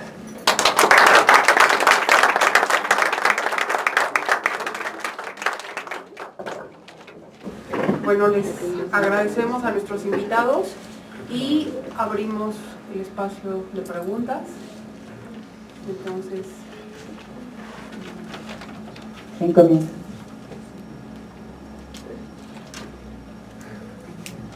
¿Yo puedo comenzar? y después sigo yo. Bueno, pues resulta muy interesante cómo están conectadas todas las ponencias, justo, bueno, a partir de la primera plática de José Luis. Y mi pregunta es, ese 1%, digamos, de diferencia en la genética que tenemos con otros primates, tendría que ver, bueno, tiene que ver con estas dos características que decías que son muy importantes y que parece que es lo que van a gatillar o que van a promover la emergencia de todas estas, digamos, capacidades cognitivas y la emergencia de la cultura, que es la posición erecta y la predominancia de la mirada como elemento de percepción. O sea, ese 1% tendría que ver con esa diferencia. Yo creo que no lo sabemos del todo. De hecho, lo que nos resulta enormemente atractivo es la semejanza. Yo digo, planteémonos la diferencia, porque no somos la misma especie, pero lo que es cierto es que cada vez que uno indaga más con primates de ese tipo, se sorprende más, ¿no? Y las famosas barreras y las distancias se reducen, ¿no? Entonces, seguramente tiene que ver con las diferencias, pero finalmente tampoco es, de acuerdo a todo lo que se ha dicho, no es solo un problema de información genética, no es solo un problema de secuencia de bases nucleótidas o de nucleótidos que confieren estas semejanzas o diferencias. Yo creo que justo lo que tenemos que preguntarnos es en qué se traduce este 1% de diferencias con una especie que es enormemente próxima a nosotros, ¿no?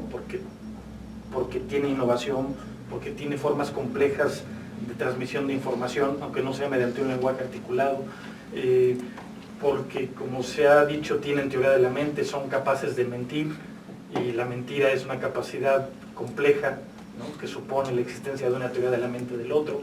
Entonces, a tu pregunta diría, como respuesta, no solamente, pero en ese 1% de diferencias podríamos encontrar parte de la explicación a las diferencias que encontramos, pero creo que no todas son reducibles a un problema de secuencia de bases nitrogenadas, ¿no? Claro, y bueno, tal vez... ¿Puedo decirte algo al respecto de esto? Porque se discute mucho, ¿no? O sea, todos nos tienen muy impresionados pensar que compartimos el 98, que cuando uno ve a los gorilas y a los chimpancés, y luego ve a los humanos y piensas que estamos mucho más cerca a los chimpancés y nosotros, pues surgen inquietudes, ¿no? El respecto del parecido, es decir, la similitud genética y la distancia morfológica. Pero a mí no es una cosa que piense yo suscribo a este pensamiento, pero nuestra embriología, la tasa o sea, el ritmo de desarrollo de los chimpancés y los humanos es muy distinto. Yo siempre pienso, para ver si puedo hacerlo claro, si tú ves a una persona que se va poniendo mayor y mayor y mayor, cuando imitamos cómo es un viejito, un anciano, lo primero que hacemos es poner una cara un poco más prognática, encorvarnos un poquito, ¿no? Y vemos cómo le salen pelos por las orejas y por todas partes, tenemos dichos y cosas al respecto de ello, ¿no? Lo que quiero decir es esto.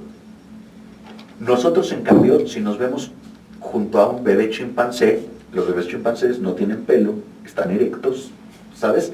Es decir, Stephen Gould hizo una reflexión grande al respecto de ello, ¿no? Decía, un desarrollo lento junto a un desarrollo rápido, neotenia versus hipermorfosis, puede ser una enorme diferencia en la cognición, sobre todo porque piensa en el lenguaje, ¿no? Nosotros hoy en día, cuando sabemos cómo funciona la plasticidad del lenguaje, sabemos que hay podas neuronales durante nuestros periodos embriológicos. La atención diferencial también la atención selectiva genera una eliminación diferencial de redes neuronales. Lo supimos con tristes casos, ¿no? Gente que había estado encerrada y no podía hablar después de los 7 años.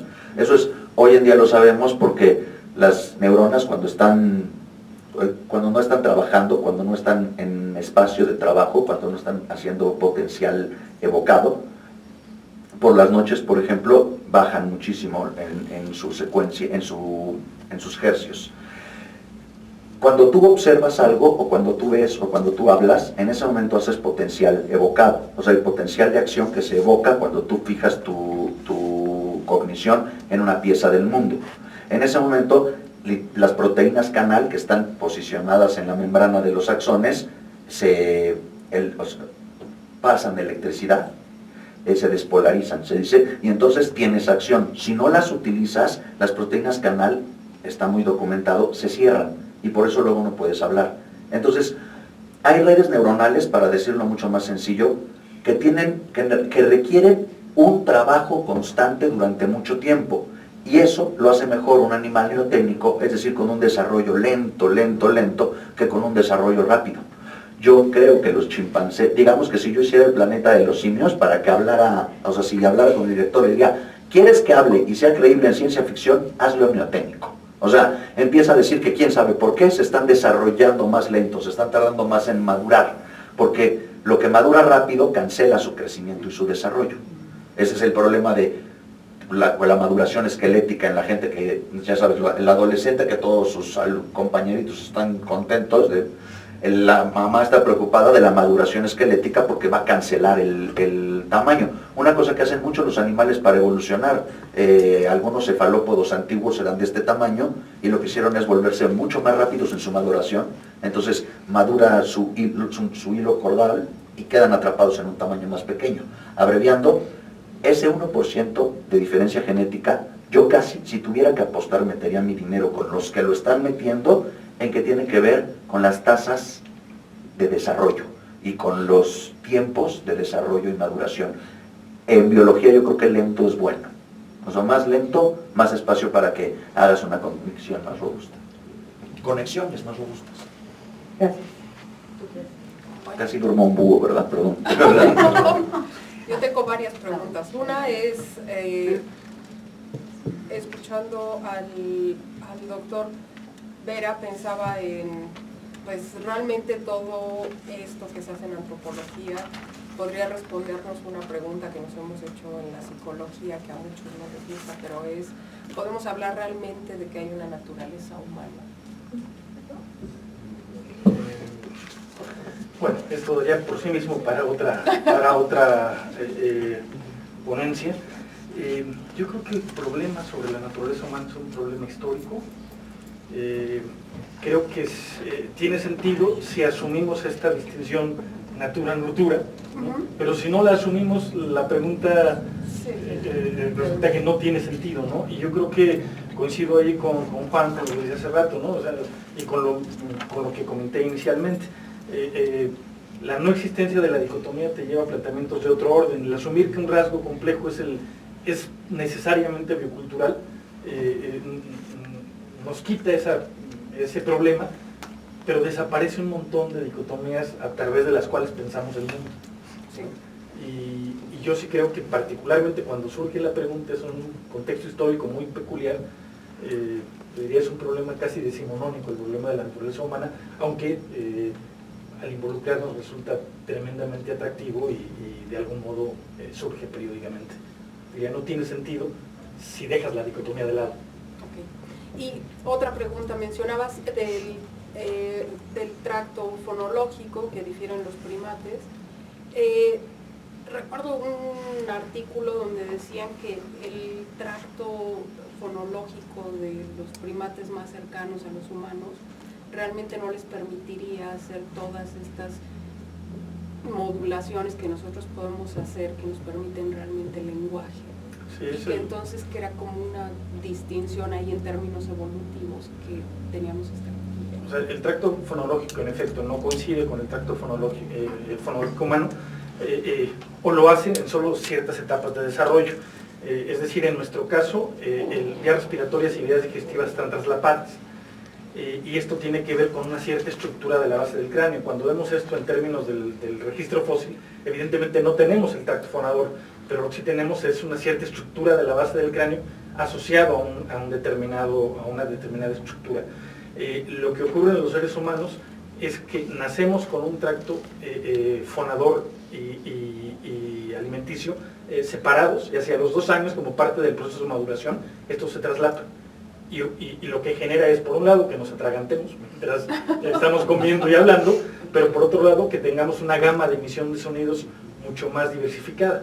Esto no lo tienen los primates más próximos, tienen un desfase de vías respiratorias y digestivas, pero esto, por supuesto, tampoco quiere decir que no sean capaces de transmitir mensajes complejos mediante otras formas de comunicación, no necesariamente verbal. Por ahí había otra pregunta. Es para el doctor Vera. Hablabas de la gran similitud que tenemos con los primates y bueno, de la relación que tenemos con otro número amplio de especies. Esta como ignorancia, cuando menos en cuanto a nuestra conducta, en cuanto a nuestra actitud con respecto a esta filogenética que tenemos con ellos, ¿sería producto de la cultura? Sí, como hasta menosprecio, ¿no? O sea, inclusive decimos los animales y no nos incorporamos a la escala zoológica a la cual pertenecemos. O sea, ¿son los animales, peyorativamente hablando, y los humanos? Tiene que ver precisamente con la cultura. Hay un ejemplo precioso, que es un libro que recomiendo siempre, que es El símil y el aprendiz de sushi, reflexiones de un primatólogo sobre la cultura, de Franz de Waal. Y Franz de Waal lo que hace es, tiene un año sabático y lo pasa en Oriente, y se da cuenta que en Oriente y en la cultura oriental no hay una distinción tajante entre lo humano y no humano, o sea, no hay fronteras que delimiten, tienen una concepción del mundo distinto. Bueno, pues en Japón, en la década de los 50, se generó una escuela de pensamiento que es la primatología cultural, que no tenía empacho en asumir que no había fronteras, que había flujos de algún modo, y que en los primates no humanos podíamos encontrar comportamientos culturales. Esto a Occidente le costó mucho trabajo de asumirlo, precisamente porque tenemos una distinción muy tajante, este pensamiento dicotómico que nos obliga a separar más que a juntar, y la explicación que daba Frans de Waal precisamente es que en Oriente, formados en una filosofía distinta, con una cultura distinta, esta distinción entre humano, animal, o entre la existencia de barreras que separen, no tienen sentido. El libro se llama El simio y el aprendiz de sushi. ¿El qué? El simio y el aprendiz de sushi, reflexiones de un primatólogo sobre la cultura, de Frans de Waal. Y sí, creo que es un asunto cultural netamente. Gracias. Y el otro es con respecto al exterior. Yo no me quedó muy claro, no lo entendí, por supuesto es algo complejo, con respecto a que nosotros tenemos la capacidad de simbolizar porque los símbolos están en el exterior. Sí, perdón. Tlacaele. Bueno, es que además tienes un nombre muy interesante, ¿no? Culturalmente hablando. Muy antropológico, es el propósito de... Pero... O sea, sí, no me queda claro, o sea, cuando estabas diciendo, no me quedó claro si nosotros tenemos la capacidad de simbolizar, obvio, sé que es una capacidad humana, pero solo tenemos esa capacidad porque existen en el exterior los símbolos, y si no, no podríamos hacerlo. sobre todo es porque podemos plasmar en el exterior sin necesidad de ocupar carga computacional interna. Es decir, no necesitamos almacenar esa información como tal, se queda allá afuera. O sea, lo que parece que tenemos, o lo que parece que se puede entender por símbolo en concepciones como la de Bartra o de los interaccionistas simbólicos, es esta capacidad que finalmente es multisensorial, pero puede quedar anclada a un objeto externo, ya sea un objeto concreto, ya puede ser una grafía, un dibujo, o sea, puede ser algo todavía más abstracto. Pero parece que esa capacidad importante es la que se queda afuera, el poder plasmar en el exterior y que eso no ocupe carga de procesamiento en el cerebro. Parece que el cerebro no se da abasto para hacer eso, por eso lo tiene que hacer a partir del exterior. Okay. Entonces esta carga está ahí anclada en un objeto externo, pero además tiene la posibilidad de plasmarse externamente, porque lo sintonizamos, por llamarlo de alguna forma. ¿Eso estaría ocurriendo? Ajá, en efecto. Okay, se queda en el exterior. Que no convence, ¿no? Es muy complejo, bueno, me parecería, no sé. Es que se basa en la idea de que en el cerebro lo que en realidad podemos encontrar son patrones en movimiento. O sea, el cerebro ha evolucionado para cuestiones de percepción, acción. Y pensar que más allá de eso es algo complicado. En el cerebro podemos encontrar eso nada más. Lo que pasa, perdón, es que cuando estabas dando este ejemplo, yo estaba pensando, por ejemplo, en Kekulé, que sueña la serpiente comiéndose su cola en el eterno retorno, y entonces dice, el benceno podría bien ser una estructura cerrada, o de Mendeleev, que sueña la tabla periódica y lo ordena. O sea, ¿cómo podemos acceder a esto? Pensé en estos dos ejemplos, pero me quedé con la necesidad de preguntarlo si lo estaba comprendiendo, no bien o mal, porque yo creo que no hay bien o mal, sino podría estarme acercando a comprenderlo. Y ahí, por ejemplo, tal vez la noción de emoción de Damasio, como este simulador podría ayudarnos a entender cómo se dan esos procesos. Pero hablar propiamente de representación podría ser problemático. Ok, gracias. Al principio en la primera ponencia se habló de cómo había una dicotomía original en Occidente y que ahora se tendía hacia la transdisciplina. A mí me parece que la transdisciplina es difícil de lograr, no basta con que haya personas de distintas áreas para que haya transdisciplina, sino que tiene que reflejarse en las explicaciones que hacemos. Y digo, no sé qué piensen ustedes, es lo que me gustaría saber, pero me dio la impresión de que las explicaciones recaen más en una disciplina que en otra, que es en la biología. Esto lo veo muy patente en los ejemplos que puso Juan Manuel de Tomaselo. Conozco los experimentos y siempre he pensado como que se hace ahorita mencionaste como que somos cooperativos de manera natural o que somos, pues sí, que tenemos esta intersubjetividad casi biológica. Y aunque sean niños, pues los niños no son aculturales, si tienen 5 años, a mí me parece que 3, 5 años hay bastante cultura como para llamar. O sea que la explicación a mí me parece que sigue siendo muy tendenciosa hacia una disciplina y no hacia todas, a pesar de que se habla de que hay una transdisciplina porque hacemos una combinación de varias áreas, no estoy segura que en las explicaciones eso se refleje. No sé qué piensan ustedes. Bueno, solo una cosa, yo lo comenté, yo no hice una defensa de la transdisciplina, aunque podría serla, ¿no? Pero en efecto no es sencillo.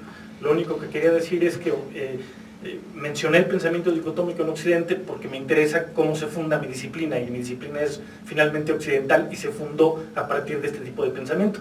Lo que resulta muy interesante es que es justamente la antropología que estudia a aquellos otros que descubre que este pensamiento dicotómico no es universal, ¿no? Y entonces busca en eso otras formas de racionalidad alternativas al cómo conocemos. Yo solo llegaría hasta allí. Yo iría a ver, tenemos imaginarios distintos al respecto de la transdisciplina en sí, y uno lo ve cuando va a todas partes a platicar o cuando platicamos. Primero, los experimentos de Deval son experimentos hechos bajo un método muy potente que es el reduccionismo, ¿no? Es que no quiero que se me borre una coma en lo que te voy a decir, pero todos los campos o las disciplinas, científicas o no, sociales o de variables mesurables, tienen además sus propios valores, y los programas de investigación tienen valores. Casi siempre trabajamos así. La gente se mete a una carrera, se enamora de su profesión, empieza a pensar como su profesión. Ser psicólogo es una manera de andar por la vida, no nada más de trabajar y hacer teorías. Ser antropólogo igual, y lo mismo ser físico. Es decir, uno con las carreras, y la antropología en eso es muy, muy fuerte, es una manera de hacer las cosas, de pensar el mundo. Y por lo tanto tiene valores. Si la transdisciplina sería hacer una armonía o un equilibrio entre la carga de valores o de aproximaciones de las distintas disciplinas, entonces no veo cómo podría haber de hecho una transdisciplina que se encaminara a saber las cosas como pretende saberlas, porque lo que estás tratando es más o menos de cargar lo biológico hacia lo social o hacia lo cultural o hacia tal lugar. No digo, yo creo que yo soy bastante más biologicista, entre otras cosas porque los fenómenos culturales que veo me puedo asirlos muchas veces de manera más escurridiza, porque las ciencias sociales son más difíciles, porque el fenómeno de la cultura es mucho más difícil, porque hay ideas que verdaderamente son, en eso me recuerdan a la matemática o a la física, hay ideas que son muy difíciles de comprender. Pienso tan solo en lo que expliqué tantito de Lévi-Strauss, no me atrevería a dar un paso más hablando de una teoría de esas de la cultura. En cambio, creo que en biología no hay casi ninguna idea que sea particularmente difícil de entender. Si la biología es difícil, tiene que ver con la cantidad de información que hay que procesar para poder cruzar ideas, pero nunca está uno ante una abstracción del tiempo que escape de tu percepción, del tipo, el tiempo y el espacio son una sola cosa. A mí me dicen eso y digo, es que no me lo puedo imaginar, ¿no? Entonces, abreviando, sí, creo que toda la transdisciplina consiste en que personas que tienen distintas escuelas y formaciones pueden discutir las cosas y deberían de discutirlas más. Hacer lo que tú y yo estamos haciendo, si somos de distintas disciplinas, es transdisciplinario. Pero no creo que deba de haber un proyecto que lo que haga es más o menos equilibrar y que a eso se le pueda llamar transdisciplina. No sé si soy claro con mi respuesta. ¿Qué hay otra pregunta? Bueno, mi pregunta va encaminada al doctor Argüelles. Usted mencionó, y me gustaría como que hacerle la pregunta de a qué se refiere que dice que la naturaleza, tanto como el ser humano, es como un ente inclemente. Son dos metáforas que se hicieron desde hace mucho tiempo. No nacieron en la antropología. Thomas Hobbes en 1660 escribió un libro que se llamaba El Leviatán. Es un libro muy importante de sociología en el que introdujo el concepto de contrato social. Thomas Hobbes basó todo su libro en la idea de que, y esto es hablando de la naturaleza humana, digamos, uno puede hablar de naturaleza humana sin tener que hablar de esencialismo, ¿no? Parece ser que cuando hablamos de la naturaleza queremos más bien hablar de qué es lo esencial, lo propio, lo único, lo singular, lo distinto. que nos diferencia de todos los animales, yo no creo que exista eso. Y que para hablar de la naturaleza humana hay que hablar de muchas naturalezas que compartimos con muchos animales, y eso no nos resta naturaleza. Es decir, la naturaleza humana no es aquella distinta de la naturaleza de los demás animales, sino de hecho comparte mucho su naturaleza, y sí tiene por qué tenerla. Rousseau, Thomas Hobbes pensaba que la naturaleza humana, pensando como la esencia del ser humano, es la de ser más o menos despiadado. Ha habido metáforas despectivas al respecto de eso, le llamaban la teoría en esa época de el salvaje inclemente. Habrás notado que el salvaje, de eso él sabe muchísimo, pero es una figura que hemos utilizado los seres humanos toda la vida, casi siempre para para dispensarle acciones peyorativas a los de junto, ¿no? Sobre todo para lastimar o vejar a los de junto. Pero hoy en día, siempre la metáfora del salvaje era, si te fijas, es la gente primitiva, la gente más atada a la naturaleza, más alejada a la tecnología, más alejada de la cultura o de la preparación. Era una idea intuitiva que tenían en esa época casi todos los intelectuales del momento. Rousseau tenía otra idea, él tenía la teoría del buen salvaje. La naturaleza humana en sí es buena y es la cultura la que la corrompe. Hay neurosis y prácticas peyorativas hacia los dos lados, ¿no? Incluso ahora que espero que ya podamos dejar al lado llamarle al prójimo salvaje, siempre reservamos esa figura para ser peyorativos con alguien. Tu novio tiene la sensibilidad de un troll, es un neandertal. Es decir, desplazamos a un objeto de la ciencia ficción a este animal de la naturaleza que por no estar culturizado es inclemente. Entonces, siempre ha habido este juego de el ser humano es naturalmente bueno al que corrompe la cultura, o este animal naturalmente malo al que rescata la cultura. Y Marshall Salins hoy en día lanzó, y Franz de Waal, un primatólogo y un culturalista, lanzaron dijeron, miren cuántas veces y en cuántos momentos utilizamos esta metáfora para hablar del ser humano. Entonces parece que hacemos una dicotomía entre cultura y naturaleza que tiene que ver con la bondad o la maldad, o con el actuar con respecto de los demás. Y resulta que no es así. A eso me refería yo, que todos los seres humanos tienen una naturaleza tal que no está dicotomizada en buenos y malos, altruistas y egoístas, tal. Es más bien un fenómeno distinto, complejo, no dicotómico. No sé si contesté tú. Sí, parte de ideas claves. Por último, bueno, mi segunda pregunta va dirigida a Tlacaele.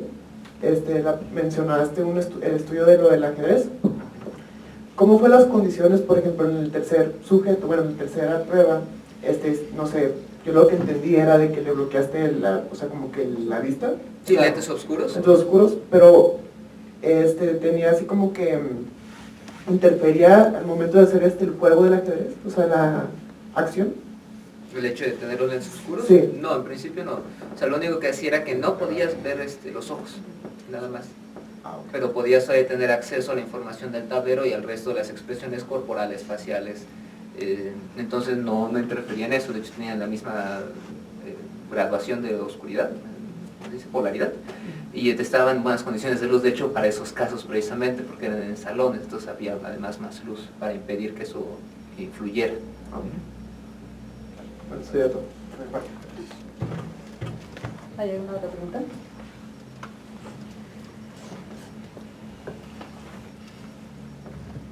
Gracias. Un saludo a los tres, me parecen presentaciones muy interesantes. Uno viene a ver a antropólogos y encuentra muchos conceptos biológicos. Uno esperaría más hablar de cultura. Sin embargo, bueno, pues, me parece muy interesante su postura de recuperar todo ese conocimiento biológico que muchos de los psicólogos no esperamos encontrar en los antropólogos, ¿no? Y lo que pasa es que luego uno quiere oír lo que le interesa oír, pero estoy muy de acuerdo con esta idea de basar una explicación biocultural sobre lo que puede considerarse como lo, entre comillas, humano, ¿no?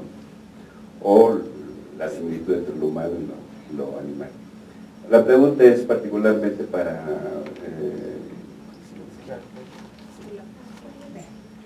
no, José Luis Regamas. Sí.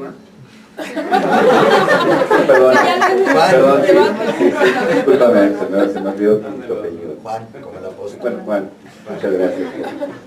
Muchas gracias. Es en relación a la cuestión de la imitación de la que hablabas, ¿no?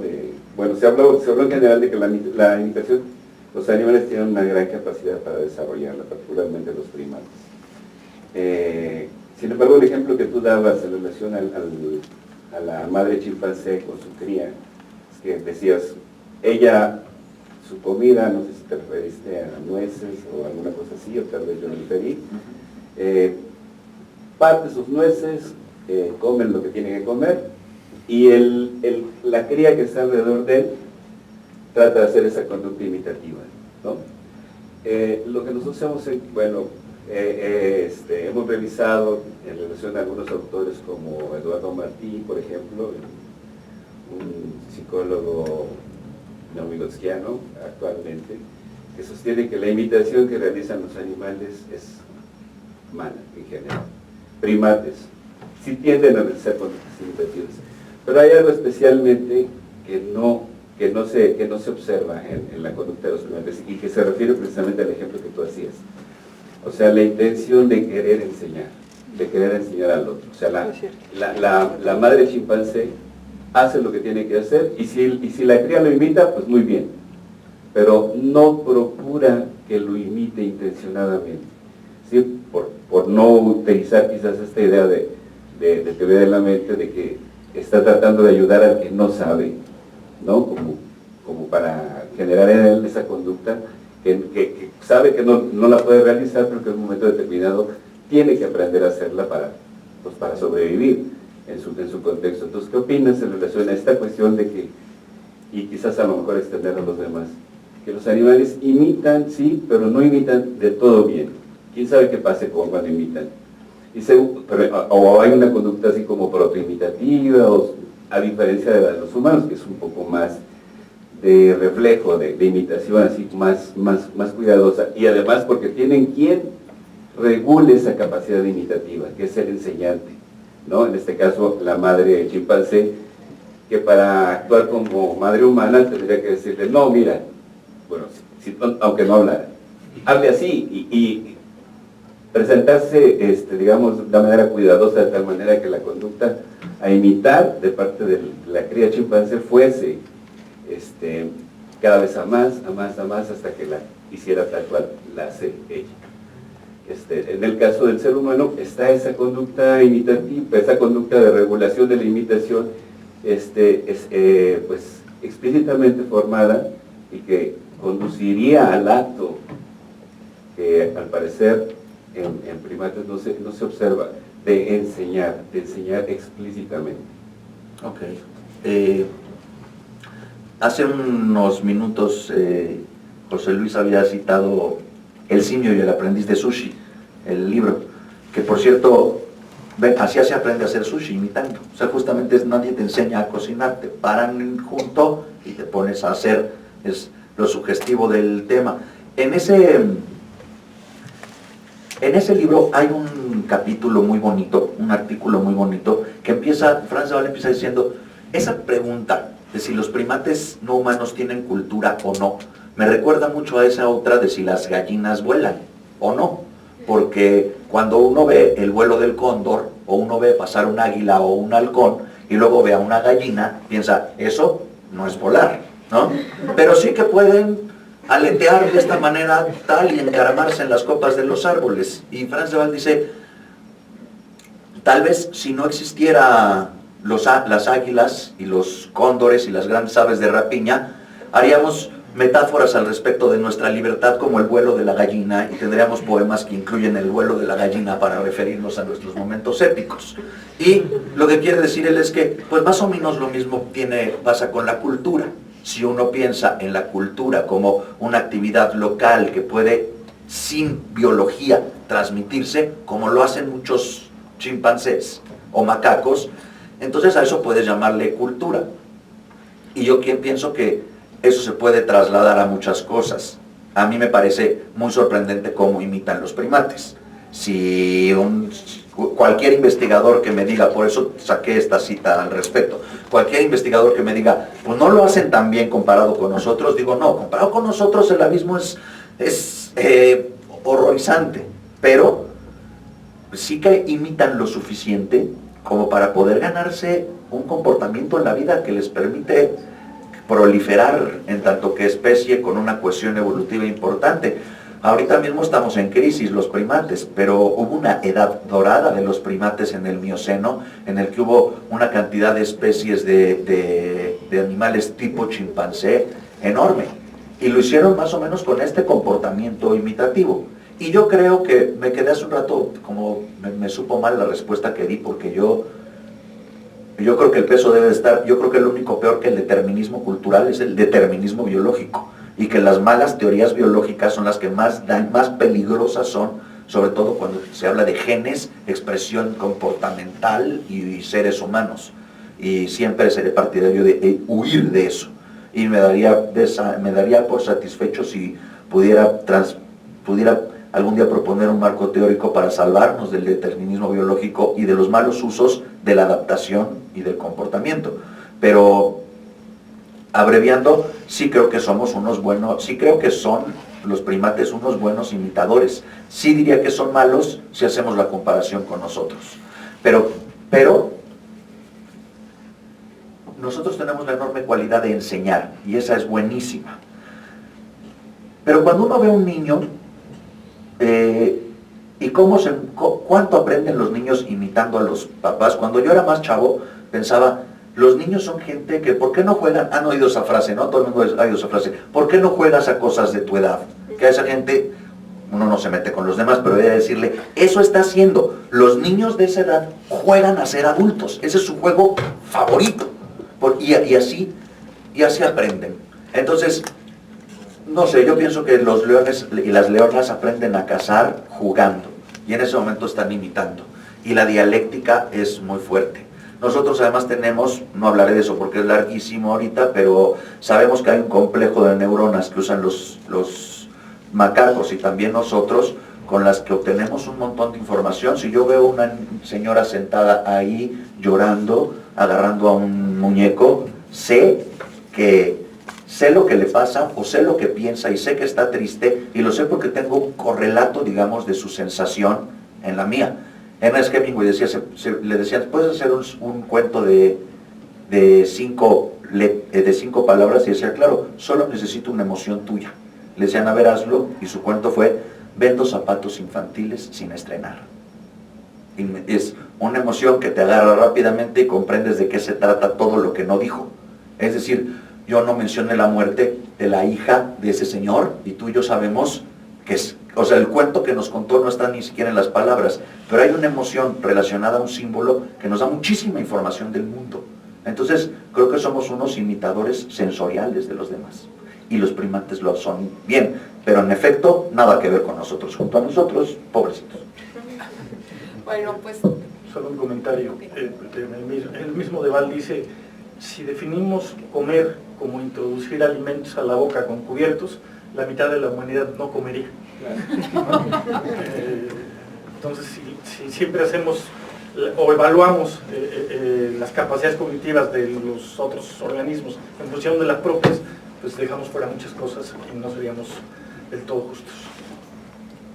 Bueno, pues les agradezco a nuestros invitados y les agradezco a los que estuvieron aquí presentes, y les extiendo la invitación para que nos acompañen el próximo jueves 16 de noviembre. Tenemos un evento en la Facultad de Medicina sobre deserción y permanencia en los sistemas de universidad abierto y a distancia, y el 21 tenemos aquí en este mismo auditorio, a esta misma hora, otra conferencia sobre autismo, que van a estar algunos de los investigadores de acá de casa y algunos invitados.